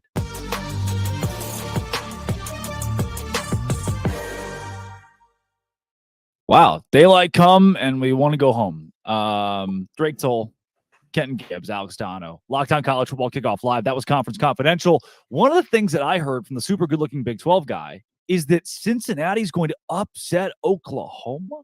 And as we talk about our prove-it week teams, guys, to me, this is a prove-it week for Oklahoma. Can they prove that in week 3, week 4, coming into conference play, that they can beat a team they're supposed to? Because we all know the Kansas State losses they've had the last couple of years. They had a 6-7 season last year. This OU team, Brent Venables, they need to prove me something, even as 14.5-point favorites at Cincinnati, the same team that lost Miami of Ohio, but won on the road against Pitt. Cincy, Oklahoma is a game that I have my eye on, and I do think Cincinnati pulls that one out. Who needs to prove something to you this week, Kenton Gibbs? I mean, I agree 1,000% with you, and I hate to piggyback off you, but number one, I've got some inside sources that tell me that the Big 12 guy, he's wearing a toupee. The hair really is. You know, I heard this was three ball guys. He hasn't gotten a haircut in weeks. It looks the exact same every time, and I don't understand it. I'm just telling you, it's fake. It don't grow, baby. It don't come out his head. That's why. But that's neither here nor there. That's neither here nor there. What we do need to talk about is I 1,000% agree. I just beat the table and said that the Sooners were one of my boom teams. Well, Boomer Sooner, time to show up, baby. Time to do your thing, because if they don't show up in this game, if they win this game by even a field goal, now there are questions. Now there's, are you this good? Because we saw you struggling against SMU. SMU now is technically a Power 5 team, thanks to some finagling and some haggling with the ACC and all that good stuff. Thanks to some money that we don't know where it came from, but they raised a couple $100 million over. I wish I could raise a couple $100 million that quick. Just give me $8 million. Just give me $8 million. I'll be all right. But in all seriousness, Oklahoma has to prove something to the nation. And honestly, they got to prove something to themselves, because everybody said Lincoln Riley left and he took all the music with him. That was the day the music died, friends. Well, guess what? It's time to prove to us that the band is still playing down there in Norman. Dono, prove it to me. I'm going to go a little farther off the beaten path, because so many of these teams in big games State talked about it. Not quite. But I'm going to go with North Carolina. They are heavily favored in a tough place to play. They're on the road at Pittsburgh, and I know Pittsburgh is off to a worse start than anyone expected at 1-2 on the year. But North Carolina, to me, at number 17 in the country, undefeated, covering a 7.5-point line. It's not going to be a cakewalk for them, favored over a touchdown up there in Pittsburgh. And, you know, they have to show us that they can play consistently well if they're going to try to climb inside that top 15 after this week. And, you know, they had a little bit of a rocky game against Appalachian State. As Drake mentioned, they give every Power 5 every year trouble, but some people were a little bit down on North Carolina after that. I think they have an opportunity if they can win comfortably on the road against Pittsburgh, because any ACC fan knows that's not an easy place to win. North Carolina can really prove us that they belong in the top 15 this week. Guys, one of the teams that I still think needs to prove it, and I'm sure you won't disagree, that'd be the Georgia Bulldogs. You think, right? This has got to be the week they play a good team. This has got to be the week they have a big matchup, because they've been double-digit favorites, 20-plus favorites every week, even against South Carolina. And they struggle against the Gamecocks. They obviously beat the brakes off of Ball State and UT Martin. And this week, they get the mighty UAB Blazers. That's that SEC schedule for you. Georgia has not played a prove-it game yet. And at this point, what do you need to see, Kenton, from the Bulldogs moving forward? Because they get Auburn in a couple weeks, Kentucky, Vanderbilt. I mean, this schedule up and down is one of the easiest in the country, especially for an SEC squad. Well, in the words of a light-skinned young man with cornrows from Canada, I need to see domination, badness, combination. I need to see all of those things from Georgia. I need to see nobody come close. I talked about this with Notre Dame in terms of if they lost to Ohio State this week, if they went forward and dominated, they'd be just fine. With Georgia, you're looking for a team that has to dominate. They cannot have – Georgia's prove it is not one game. They have an entire season. They've got to prove it every single week, because all of the teams that we thought were going to be good on their schedule, Joe Milton, Bazooka Joe, it is a bazooka, but guess what? Bazookas have a large explosion radius, meaning you don't have to hit your target directly. Just get in the area. And unfortunately, close don't count in football. So, yeah, Bazooka Joe is a very fitting nickname there. But in all seriousness, this Georgia team has to show up and show out every single week. They can't take a week off and all of a sudden UAB sneak up on them and surprise them, because let's just say that was to happen, right? Mm-hmm. Let's just say that is to happen. They lose to maybe one or two of these teams that are, mid at best. Do they get into the playoffs? We haven't seen a two-loss team get in the playoff yet. So why would Georgia be the exception? No. And so Dono, let's go through the next couple of games for them. So UAB, obviously a win. At Auburn, they'll be double-digit favorites. They'll win that game. Kentucky at home, double-digit favorites. They win that game. Vanderbilt on the road, double-digit favorites. Not till you get to that game against Florida do they really get what some would call a test. Florida got jacked by Utah. Then Missouri at home, double-digit favorites. Then Ole Miss at home. That's when things might get interesting. You already mentioned how Tennessee and the end of the year with Georgia Tech are both games that are disappointments. There is maybe one game on that schedule where Georgia's not favored by multiple scores. Dono, I just don't – this schedule's not preparing them for this schedule should not keep them from Atlanta, and it certainly shouldn't keep them out of the college football playoff. This is Bush League. Yeah, I mean, Georgia's been so bored. I don't know why their players are always in a hurry to get everywhere. They're racking up all these speeding tickets. I think that's the big thing. They have to show us they can honor the speeding limits. No, guys, Dono, no. Georgia, they haven't been challenged to this point. We don't know if Carson Beck is a big-time quarterback yet. There's so much we need to see from this team. This man said the Athens Police Department is the only team that can beat Georgia at this point. So far, only one can stop them. Only one thing can stop the Dogs. That's the law enforcement. Oh, yeah, I think, Dono, you hit the nail on the head with Carson Beck. It's like, do we buy or sell on him? It's too early to tell for that guy. They took care of business against UT Martin and against Ball State, but South Carolina, they really struggled in that game to the point where there was a spot after halftime, actually, where South Carolina had a 62% chance to win that game. I mean, they were not just squarely in it. They were in control for a portion of the game against Georgia between the hedges. And now, again, they don't get tested against UAB. They might not really get tested the rest of this season, depending on how good Ole Miss looks down the stretch. Maybe Tennessee can put it back together. But to me, I look at Georgia and I see a team that I think, all right, I mean, yeah, they're not as good as they were last year or 2 years ago, but they could walk to a college football playoff appearance with how down. I mean, we talk about how down the Big 12 is. Guys, give me one dominant team in the SEC. Can anybody tell me but at the same time, give me the dominant force in college football. We are missing a big dog for the first few weeks. We are missing the team you go, shoot, they've proven it so far, and they look legit week in and week out. Florida State could have been that, and then that Boston College game. Maybe Texas could be that, but they were almost tied with Wyoming in the second half. I'm waiting for the team that says, all right, we're them, and I don't see it yet. Kenton, Dono, do you disagree with that? Have we seen somebody rise above the crop here? I mean, with all due respect, and I know that people are going to look at me crazy when I say this because they haven't played anybody so far, but you can only play who's in front of you. Yeah, the boys with that big block M on their helmet have looked like gods amongst men. They have destroyed everybody who has defensively especially, yeah, for sure. I mean, defensively, offensively, nobody has come close. And I think that that's the most interesting thing about it, because we all know Harbaugh's not a defensive coach. Like, as much as you think of his teams as physical in the trenches, that's where they're going to win the game. He was a quarterback. He is an offensive mind that doesn't get the credit because his offensive mind works in a way that he draws up a trap and an ISO that look exactly alike and are going to get your 3 technique way up the field in order to make that thing work. It's hard to get so deep in the X and O's on you. I have no idea what any of that means. Yeah.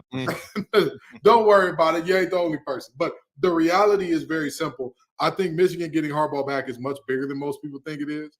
And I think that team is the bullies on the block this year. It's just that they haven't won a chip yet, so people can't give them the credit. And they haven't played anybody and it goes back to my point. I do believe Michigan is a college football playoff caliber team. They beat Ohio State this year. They probably run the gauntlet in the Big Ten. But to this point, they haven't played anyone. Who is a team that has played somebody and won a big game and then has just dominated and taken care of business? Again, I think Florida State's a team you make the case for until the Boston College debacle. So, I mean, give me one team, and maybe it's like a Miami who's kind of hidden down there still that has beat Texas A&M, beaten a Power 5 squad. Dono, I don't know yet who is going to be. Like, if I had to pick a national champion today, maybe Michigan today. Yeah, I think today it might have to be. But again, what have they shown me this season against legitimate competition? They will. They haven't yet.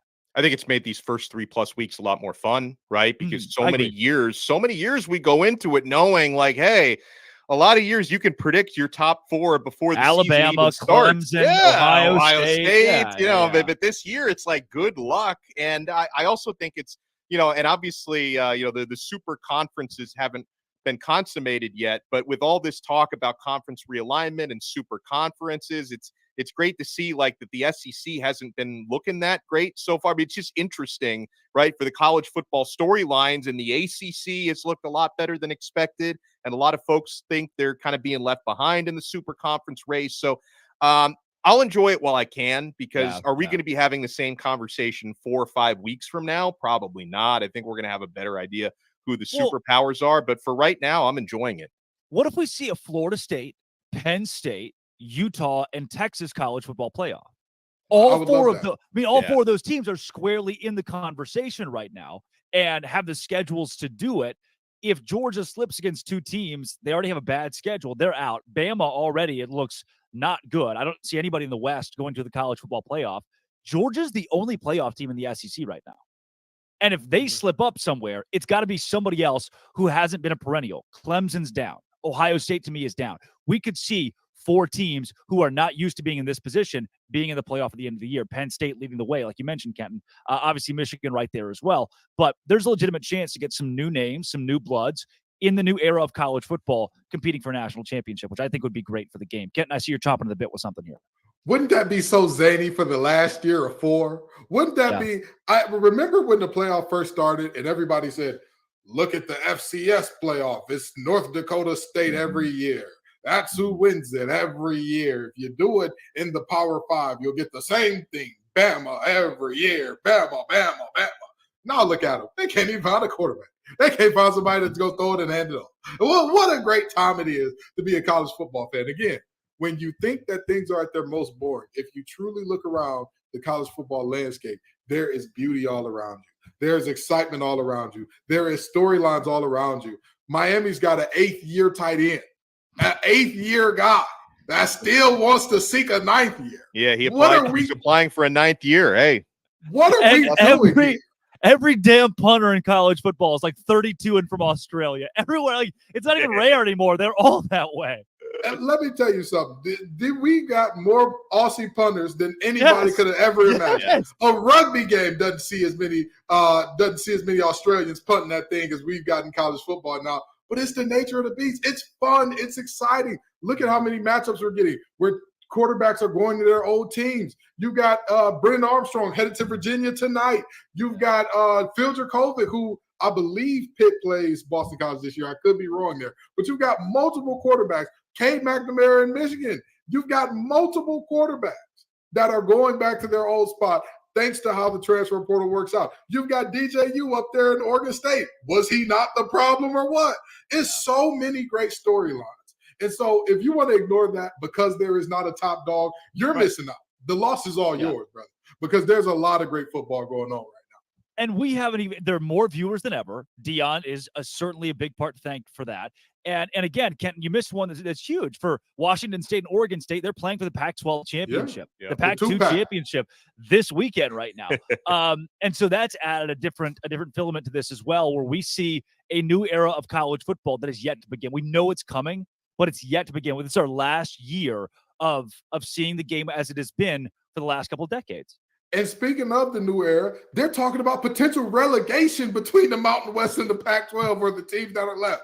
You know what I mean? In the words of Tupac Shakur, all eyes on me, because there's going to be a lot of eyes on potential relegation, especially with super conferences forming, where all of a sudden you get a tier 1, tier 2 thing, or you get the group of 5 becoming the tier 2 where y'all can bump up. You win, you get in the playoff, you can bump up, worst team bump down. How would that affect college football? There's so many exciting storylines going on that, again, if you're saying to yourself, well, Deshaun Watson ain't walking through that door, so this ain't as fun. We don't got a Jameis Winston and Kelvin Benjamin, so it's not as fun. Well, we don't. If you're saying that to yourself, you're wasting your own time. That's on you. Every year is not going to have a Reggie Bush and a Matt Leinart. That's not going to happen every year. Enjoy what we've got while we got it, because this is a special time in college football. 100%. Guys, we definitely have to get into one of the wildest parts of the game every week. That's the coaches that could very well get fired any given week. But first, Dono. Well, first, you got to get in on the action at FanDuel, my friend. Snap into NFL season with FanDuel, America's #1 sportsbook. So many college games, great games on the slate as well. And right now, new customers get $200 in bonus bets guaranteed when you place a $5 bet. That's $200 in bonus bets, win or lose, when you place that $5 bet. So if you've been thinking about joining FanDuel, you hear us talk about them every week, there's no better time to get in on the action than right now. The app is so easy to use. There's a wide range of betting options, including spreads, player props, which are so much fun, over-unders, and more. So visit FanDuel.com/lockedon and kick off the NFL season. FanDuel, official partner of the NFL. Guys, who needs to update that LinkedIn this week? Because I'm looking over at Oklahoma State and Mike Gundy, who just lost 33-7 to South Alabama. And a reporter said, Mike, how did your 3 quarterbacks, he's been rotating 3 quarterbacks. They said, how did your 3 quarterbacks, how did they grade this week? And Mike said, they were all pretty good. 33-7 to South Alabama. Mike Gundy has waved the white flag. He's given up, and he's ready to go. That LinkedIn is not only being brushed up, he has completely revamped that thing. Mike Gundy is my hottest seat this week. Dono. Well, I mean, you got to look at Josh Heupel at Tennessee, right? I mean, after do you? Listen, man, if trends continue like this, that team didn't tackle. They look pretty light, and I don't want to take away from Florida because that was a big win for Florida. But that's one of those where it's like you can praise one side and also bash the other one a little bit. That was a pretty eye-opening loss there, guys. And listen, I've said this before on the show, and I'm going to say it again. Depending on how this Saturday night plays out, I'm just saying Dabo Swinney, if he knows how to use a computer, he might want to start sprucing up that LinkedIn profile if things don't go very well for him at home against Florida State this week.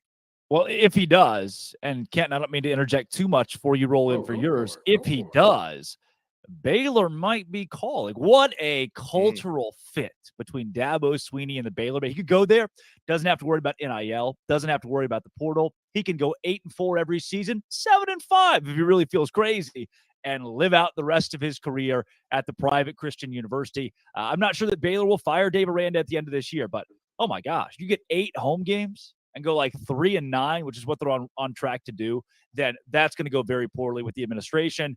And this team won the Big 12 championship Sugar Bowl a couple years ago. A lot of coaches in college football will set the standard. They'll set their own standard, their bar too high in the first year or two. Somehow they win with the other guys' kids, and then they come in and they crap all over it. Aranda staring down the barrel of that. Dabo Sweeney with phone in hand. That could be an interesting development as the season comes along. But Kenton, who is brushing up their LinkedIn for you? Oh, it's got to be Jeff Hafley. I know that, out there in Boston College, that man, he's calling Ohio State right now. Hey, Ryan Day. Hey, big head. You got an opening on your staff. But the problem is there's another guy whose seat is getting a little warm, potentially hot. If Ryan Day loses today, Ryan go tell him, hey, brother, I was calling you to see if you had a job on your staff. We twin them right now. We the Spider-Man meme. I'm pointing at you pointing at me. We both need jobs. What's going on? Very seriously, Ohio State is one of those schools where 9 wins a season ain't enough. 10 wins a season ain't enough. The occasional playoff appearance ain't enough.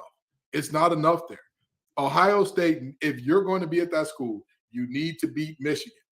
And you need to win you some national championships. Yeah, 100%. Ryan Day has not done either one of those things in recent memory. And if they lose to Notre Dame, then that, I believe, squarely puts them in that territory of how good is Day at big games? And of course, Hafley is the exact opposite of what you were talking about. You talk about guys having success in year 1 and 2, and then all of a sudden falling off a cliff. Let me tell you something. Hafley has been free falling since the day he took the job. The man has been struggling since the day he's looked in over his head. He has sold everybody that he's talked the talk. Every year he's the winner of ACC Media Days. People hear him and they get jacked up and say, "Oh man, he's gonna be great this year. He's gonna be something special this year." 3-9, 4-8, 2 wins. That's just what it's looking like. So. Yeah. I mean, and there are free falling coaches like Jimbo Fisher who had it was a good year. He had a Final Four finish, I think, in the COVID year that everybody's kind of thrown away. Well, I'll give him that, but mostly for him, it has been a lot of bad. He didn't have to set his own expectation. A&M fans were going to set that for him, and now he is square. He's got to get fired. I mean, he's got to get fired at the end of this season. And guys like Brent Pry, who we don't talk about a lot at Virginia Tech, he is likely done at the end of this year as well. Another one of the big ones that I circled, though, that we haven't mentioned on the show, Tom Allen at Indiana. 10-win Indiana, we're all excited about how this team's been so bad for a long time. Reminds me a bit of Matt Campbell, just less tenured, where it's bad program, tough to win. You did it early on. You show people flashes of what the program could be. And then if you can't finish the job, Dono, you're going to have to go. Yeah, no, it's tough. And I'm glad that, you guys brought up a couple of others like Hafley. It's like at the same time, I don't know what the expectations really are there with the way things have been going at Boston College. But then at the same time, it's like all those boneheaded penalties at some point that reflects on coaching. And like if they'd committed a few less penalties, they might have just upset Florida State last week. It's like the state of things there. So it's crazy. Yeah. Ken, are you still firing Butch Jones? Because last week we really went after the man. Let me.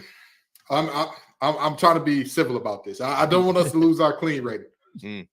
Butch Jones, don't fill out a LinkedIn. Don't update your LinkedIn. Oh, no. Go retire, brother. Go retire. You have made your money. You have done this for a while. You have done this at some huge programs. You have signed yourself some major contracts. Your kids don't have to work if they don't want to. Go be a great dad. Be a family man. Be a family man, okay? This ain't you. This ain't you no more, Butch. You don't have it in you. You don't have the stuff. I'm sorry, Butch. It's over. It's done. It's done. People talk about what is the standard at different programs. Arkansas State has perennially been at least middle of the road, if not better, as a group of 5 team. And you got there and getting blown out so bad, you're crying on the sideline. Brother, I'm all for supporting people's mental health. I'm all for understanding these athletes and coaches as whole human beings. And sometimes what a whole human being needs is time off from their job. And sometimes the job is a little too stressful.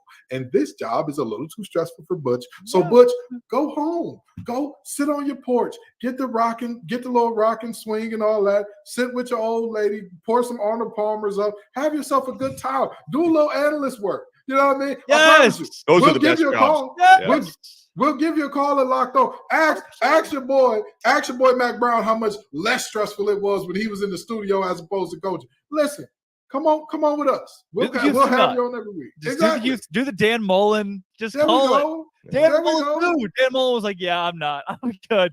I'm good. Like South Alabama calls Dan Mullen. He's like, I'm just going to be an analyst. I'm not going to.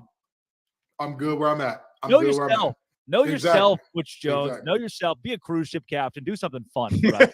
Exactly. Speaking of fun, guys, one of my, I think maybe the most fun segment, one of my favorite segments. Both of us were remote for this one too, so it made it very interesting. And it's that time of the week. Our main man, the grand poba of Locked On, our Locked On College president. We run the biggest stories with Zach Blackerby on the Blackerby Blitz.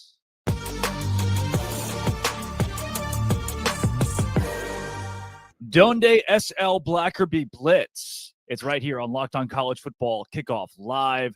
Zach, let's go through the biggest headlines in college football this week. Oh, no. Guy makes big hit on the sidelines. Travis Hunter takes a cheap shot. He had a lacerated something, and Deion said, don't try to kill a guy. What do you make of this whole deal? Yeah, I mean, I love that Deion's standing up for his player. I love that Deion Sanders was the first guy out there to get into the face of the guy that hit him.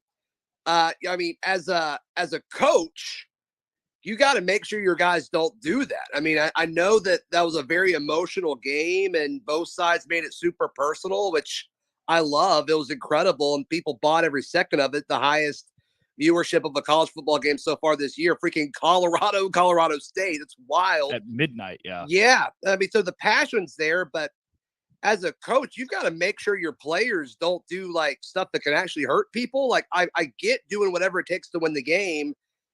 But man, Travis Hunter's a big part of what this team does. So I'm really, really interested to see how it moves forward. But as far as the hit itself, there's no place for that. It doesn't belong in this game.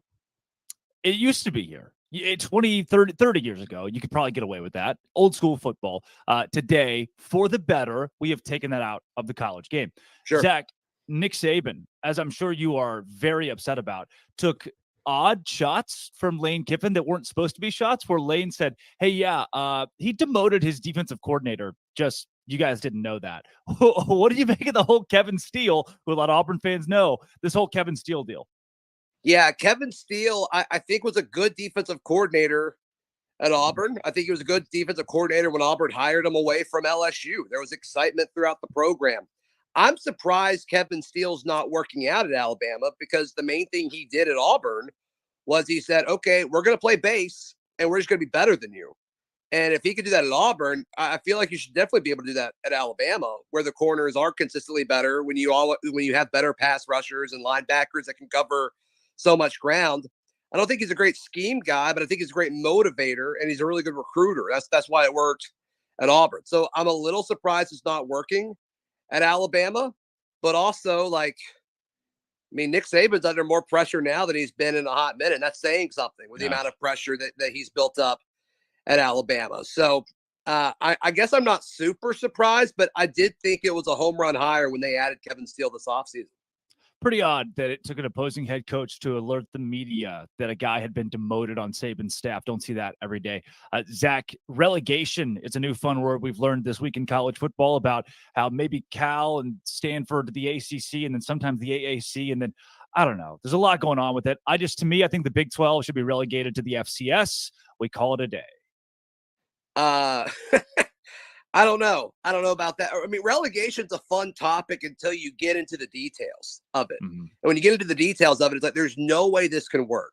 There's no way that unless every D1 school gets together and creates an organization separate from the NCAA for football, it can't happen. And we all know that's not going to happen.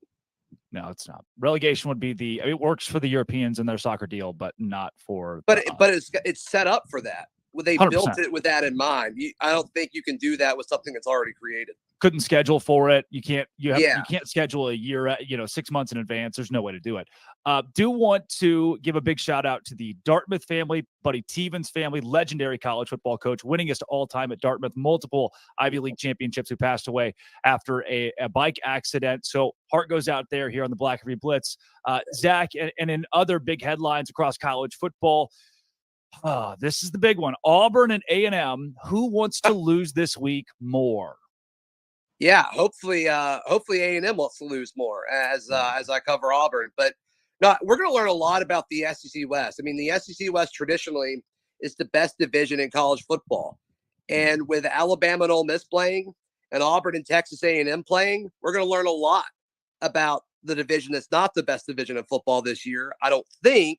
I mean, it could be proven wrong over the course of the year, but yeah, I mean, this game, it's about, I think both Hugh Freeze and Jimbo Fisher, they have pressure on them in different ways, right? Hugh Freeze wants to say, okay, I made it back to the SEC after being in the wasteland that was Liberty for so long.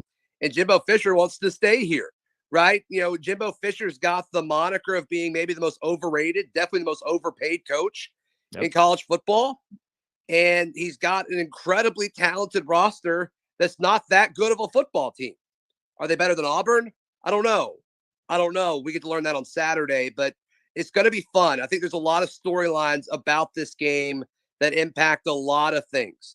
Because look, if Jimbo Fisher and Texas A&M lose to Auburn on Saturday, there's no way he survives this year. There's no way. That's Zach Blackerby, the Blackerby Blitz. Zach, thanks for joining every week. Hey, love you a long time, buddy. I love you too. A lot.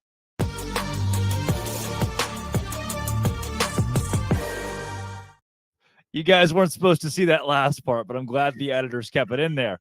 Long time is crazy. That's crazy work. That is just insane. That was the most enjoyable part. Now, I mean, I love the Blackerby Blitz, but the love fest at the end, man, that's what keeps me going. True love. He's a good boss. My innocent eyes cannot see that again in good faith. But proceed, Drake. Proceed. Dono. Okay, we're talking DoorDash, I guess. I'm so happy that we've partnered with, you know what? I have a love fest with DoorDash. If you love the convenience of getting what you want right to your door, with DoorDash grocery delivery, you can stock up for the week or order last-minute cravings conveniently. That's usually my go-to. You've trusted DoorDash to deliver your restaurant favorites, and now you can also get we're not supposed to be a DoorDash. I don't even know what we're doing here, but I want to talk about DoorDash anyway. You can find the best in your neighborhood and support your local economy with each and every order you make. Get 50% off your first DoorDash order up to a $20 value when you use code LOCKEDONCOLLEGE at checkout. Limited time offer, terms apply. That's 50% off up to $20, no minimum subtotal, and zero delivery fees on your first order when you download the DoorDash app in the App Store and enter code LOCKEDONCOLLEGE. Don't forget, that's code LOCKEDONCOLLEGE for 50% off your first order with DoorDash. Oh, nicely done, guys. We've hijacked the show today. The editor is going to be so happy in post. Look, as long as we're all having fun, right? We're getting fired. In the words of Beyonce, kill the light, somebody getting fired. It's nice working with you guys. I've enjoyed it. Let's at least... For the producers, it's personal. This is personal for them. It's been an honor playing with you, gentlemen. Oh, guys, this week we don't have locked on bets because here's what happened. They won. They finally won a bet on our show, and they hung it up. They know when to leave the blackjack table. You got to know when to hold them, know when to fold them, and they have folded this week. Though I hear they were very high on Georgia State last night. Those guys were. And they covered, right? They did cover the blocked out. They got that one right. Too bad it wasn't on the show for them to count. But we will give ours here, our best bets of this week. Dono, give me your A1. What is your level 18 lock on College Football Kickoff Live? Oh, I try to dig deep for these guys. And one of the big things that I look for as someone who not only enjoys playing the spreads, I like to check weather reports. Okay. Now, this one was an obvious one for me because I cover Miami. Miami's going to be playing tomorrow afternoon in Philadelphia at the Link against Temple. They're going to be having like a tropical cyclone that's going through. So assuming the game actually starts as scheduled and they're playing through potential torrential downpour at 3:30 p.m. Eastern time on Saturday, I'm looking at the over-under 46.5 between Miami and Temple, which was 50 as recently as yesterday, which means the sharps are going way in on the under. I'm still comfortable taking under 46.5 just based on how the weather's going to be, because that's going to affect yards after catch for both teams. That may affect, catching footballs. It's going to be a run-heavy day, I would imagine. And with those new clock rules, that's just going to give less time to score more points. So I'm going to go under 46.5 Miami and Temple. The real KG. What say you? I'm going to make this easy because me and Donald both being a little lazy this week. We go with games that we are covering, that our teams are playing in. I'm going to take NC State over Virginia. I believe the line is 9.5 right now. Let me give you a fun fact about Virginia. Under Tony Elliott, their average score when playing a Power 5 opponent is 31-15 their opponent. 6 of their last 10 games. Have we talked about him getting fired, by the way? Here's the thing. With everything that happened with the tragedy and all that, I think that bought him another year, whether Virginia fans like it or not, whether we like it or not. You kind of can't. Like, it's a tough situation. And Virginia's known to give coaches very long leashes. For my women basketball fans out there, Tina Thompson was there thinking it up for a hot minute. But that's neither here nor there. The reality is this is a team that is dead last in the ACC in total offense, dead last in the ACC in total defense. And somehow an NC State team that, while they have their flaws, is in the upper half of the conference, is only expected to beat them by 10? I think not.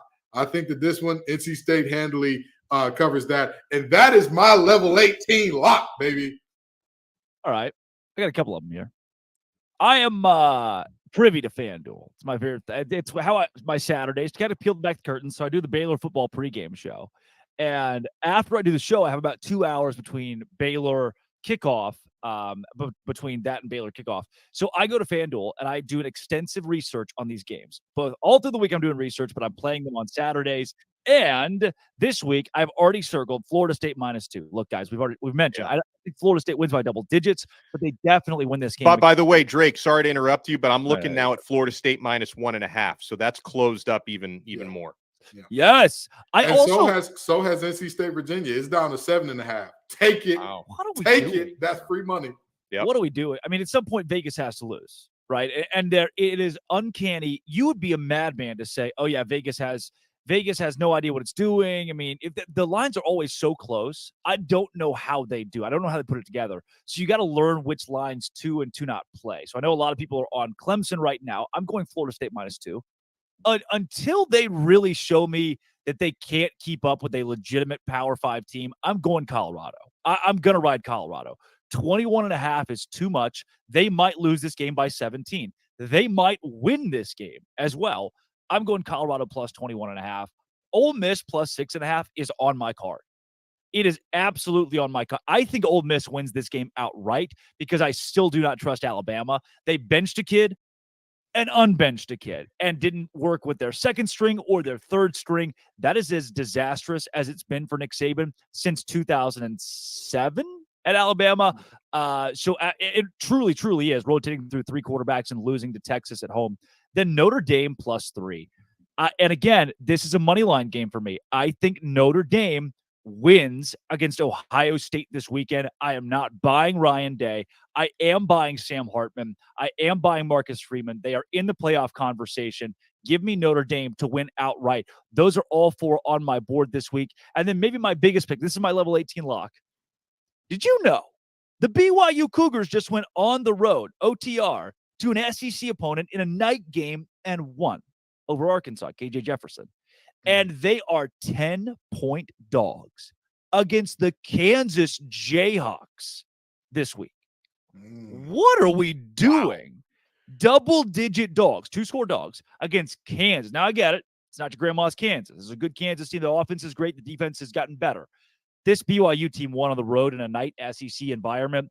They're going to march into Lawrence, Kansas, not just cover 10. They're going to win outright by maybe 10 points themselves with Keaton Slovis and that defense. Give me BYU, level 18 lock of the week plus 10, sprinkle on the money line. Boys, let's make some money. Let's do it. Let's do it. I love the Notre Dame pick as well, by the way. I think they're going to win that game outright. They're going to. Yeah, I think so too. I mean, everything they've shown to this point, and Ohio State has looked just okay with McCord at quarterback. Fellas, before we get ourselves out of here, that word that we've mentioned a couple times this show but have yet to really unpack is a relegation. Kenton Gibbs, when you think about the Premier League, which I do not watch, where some soccer teams that are good get to go to the next level into a new league the next year, and the bad teams go down a level, and then they work out scheduling from there. Is there any way to make this thing work in college football? So here's the thing. I think that this would take a massive effort by multiple teams and parties to make this happen. However, it's the Mountain West and the Pac-12's only hope for national relevance. Yeah. The teams that are still there, it's your sole hope. Who else would really care that much to see Boise State play Air Force? Who else would care that much to see San Diego State play Wyoming? Even Fresno State, like that's a big game. But most years those two teams are good. I'm not watching it. But what does that mean? It's Pac-12 at midnight, right? We're watching that game. We're staying up at 2 a.m. for a non-Deion Sanders game. I beg your pardon. On a Thursday night too, on a school night. Donald's got to take his kid to class. What are we doing here? What are we doing? So with that being said, I don't think that like in a normal circumstance, it's easy to work that out. However, if that's your only draw and play at like, this is our last clean hope. We've seen what these conferences will do when they get desperate. We've seen conferences add teams that don't make sense because it's like, this is all we've got. This is all we've got to do. This is all that our hands can play. And I think that relegation system would make it immensely more interesting over there, regardless of who's playing. Because now you're not just playing, we're not just talking Fresno State versus San Diego State for who's going to win the conference championship. We're potentially looking at Wyoming and not BYU, Wyoming and who's a bad team out of the Mountain West? Help me out here. Oh, wow. Nevada. Wyoming and Nevada or UNLV Nevada for who gets put into that second tier. Now we're talking. Now, even though that game is not going to be enjoyable to watch, you want to watch it because somebody's going to get relegated and somebody's probably going to get fired because of their relegation. Yeah, Dono, you same wavelength here? Yeah, I mean, I'm actually a big European soccer fan, and the promotion part of it is great for business. The relegation part of it, though, they need to do some serious study on that because then you're basically telling everyone we're not in as valuable of a conference or brand as we were before. That's why professional American sports, pro sports, they all use a franchise model. There's a reason why they decided not to use the Premier League European soccer model of promotion relegation, because always being guaranteed to be one of 32 in the top tier, it's just better for business. Okay. So that's, you have to weigh the cost benefit analysis of this, guys. And I'm not sure if the novelty of promotion outweighs the financial implications of relegation. So I think they need to put some serious study into this because, again, there's a reason why. And obviously, European soccer has been organized a lot longer than any American sport, but there is a reason why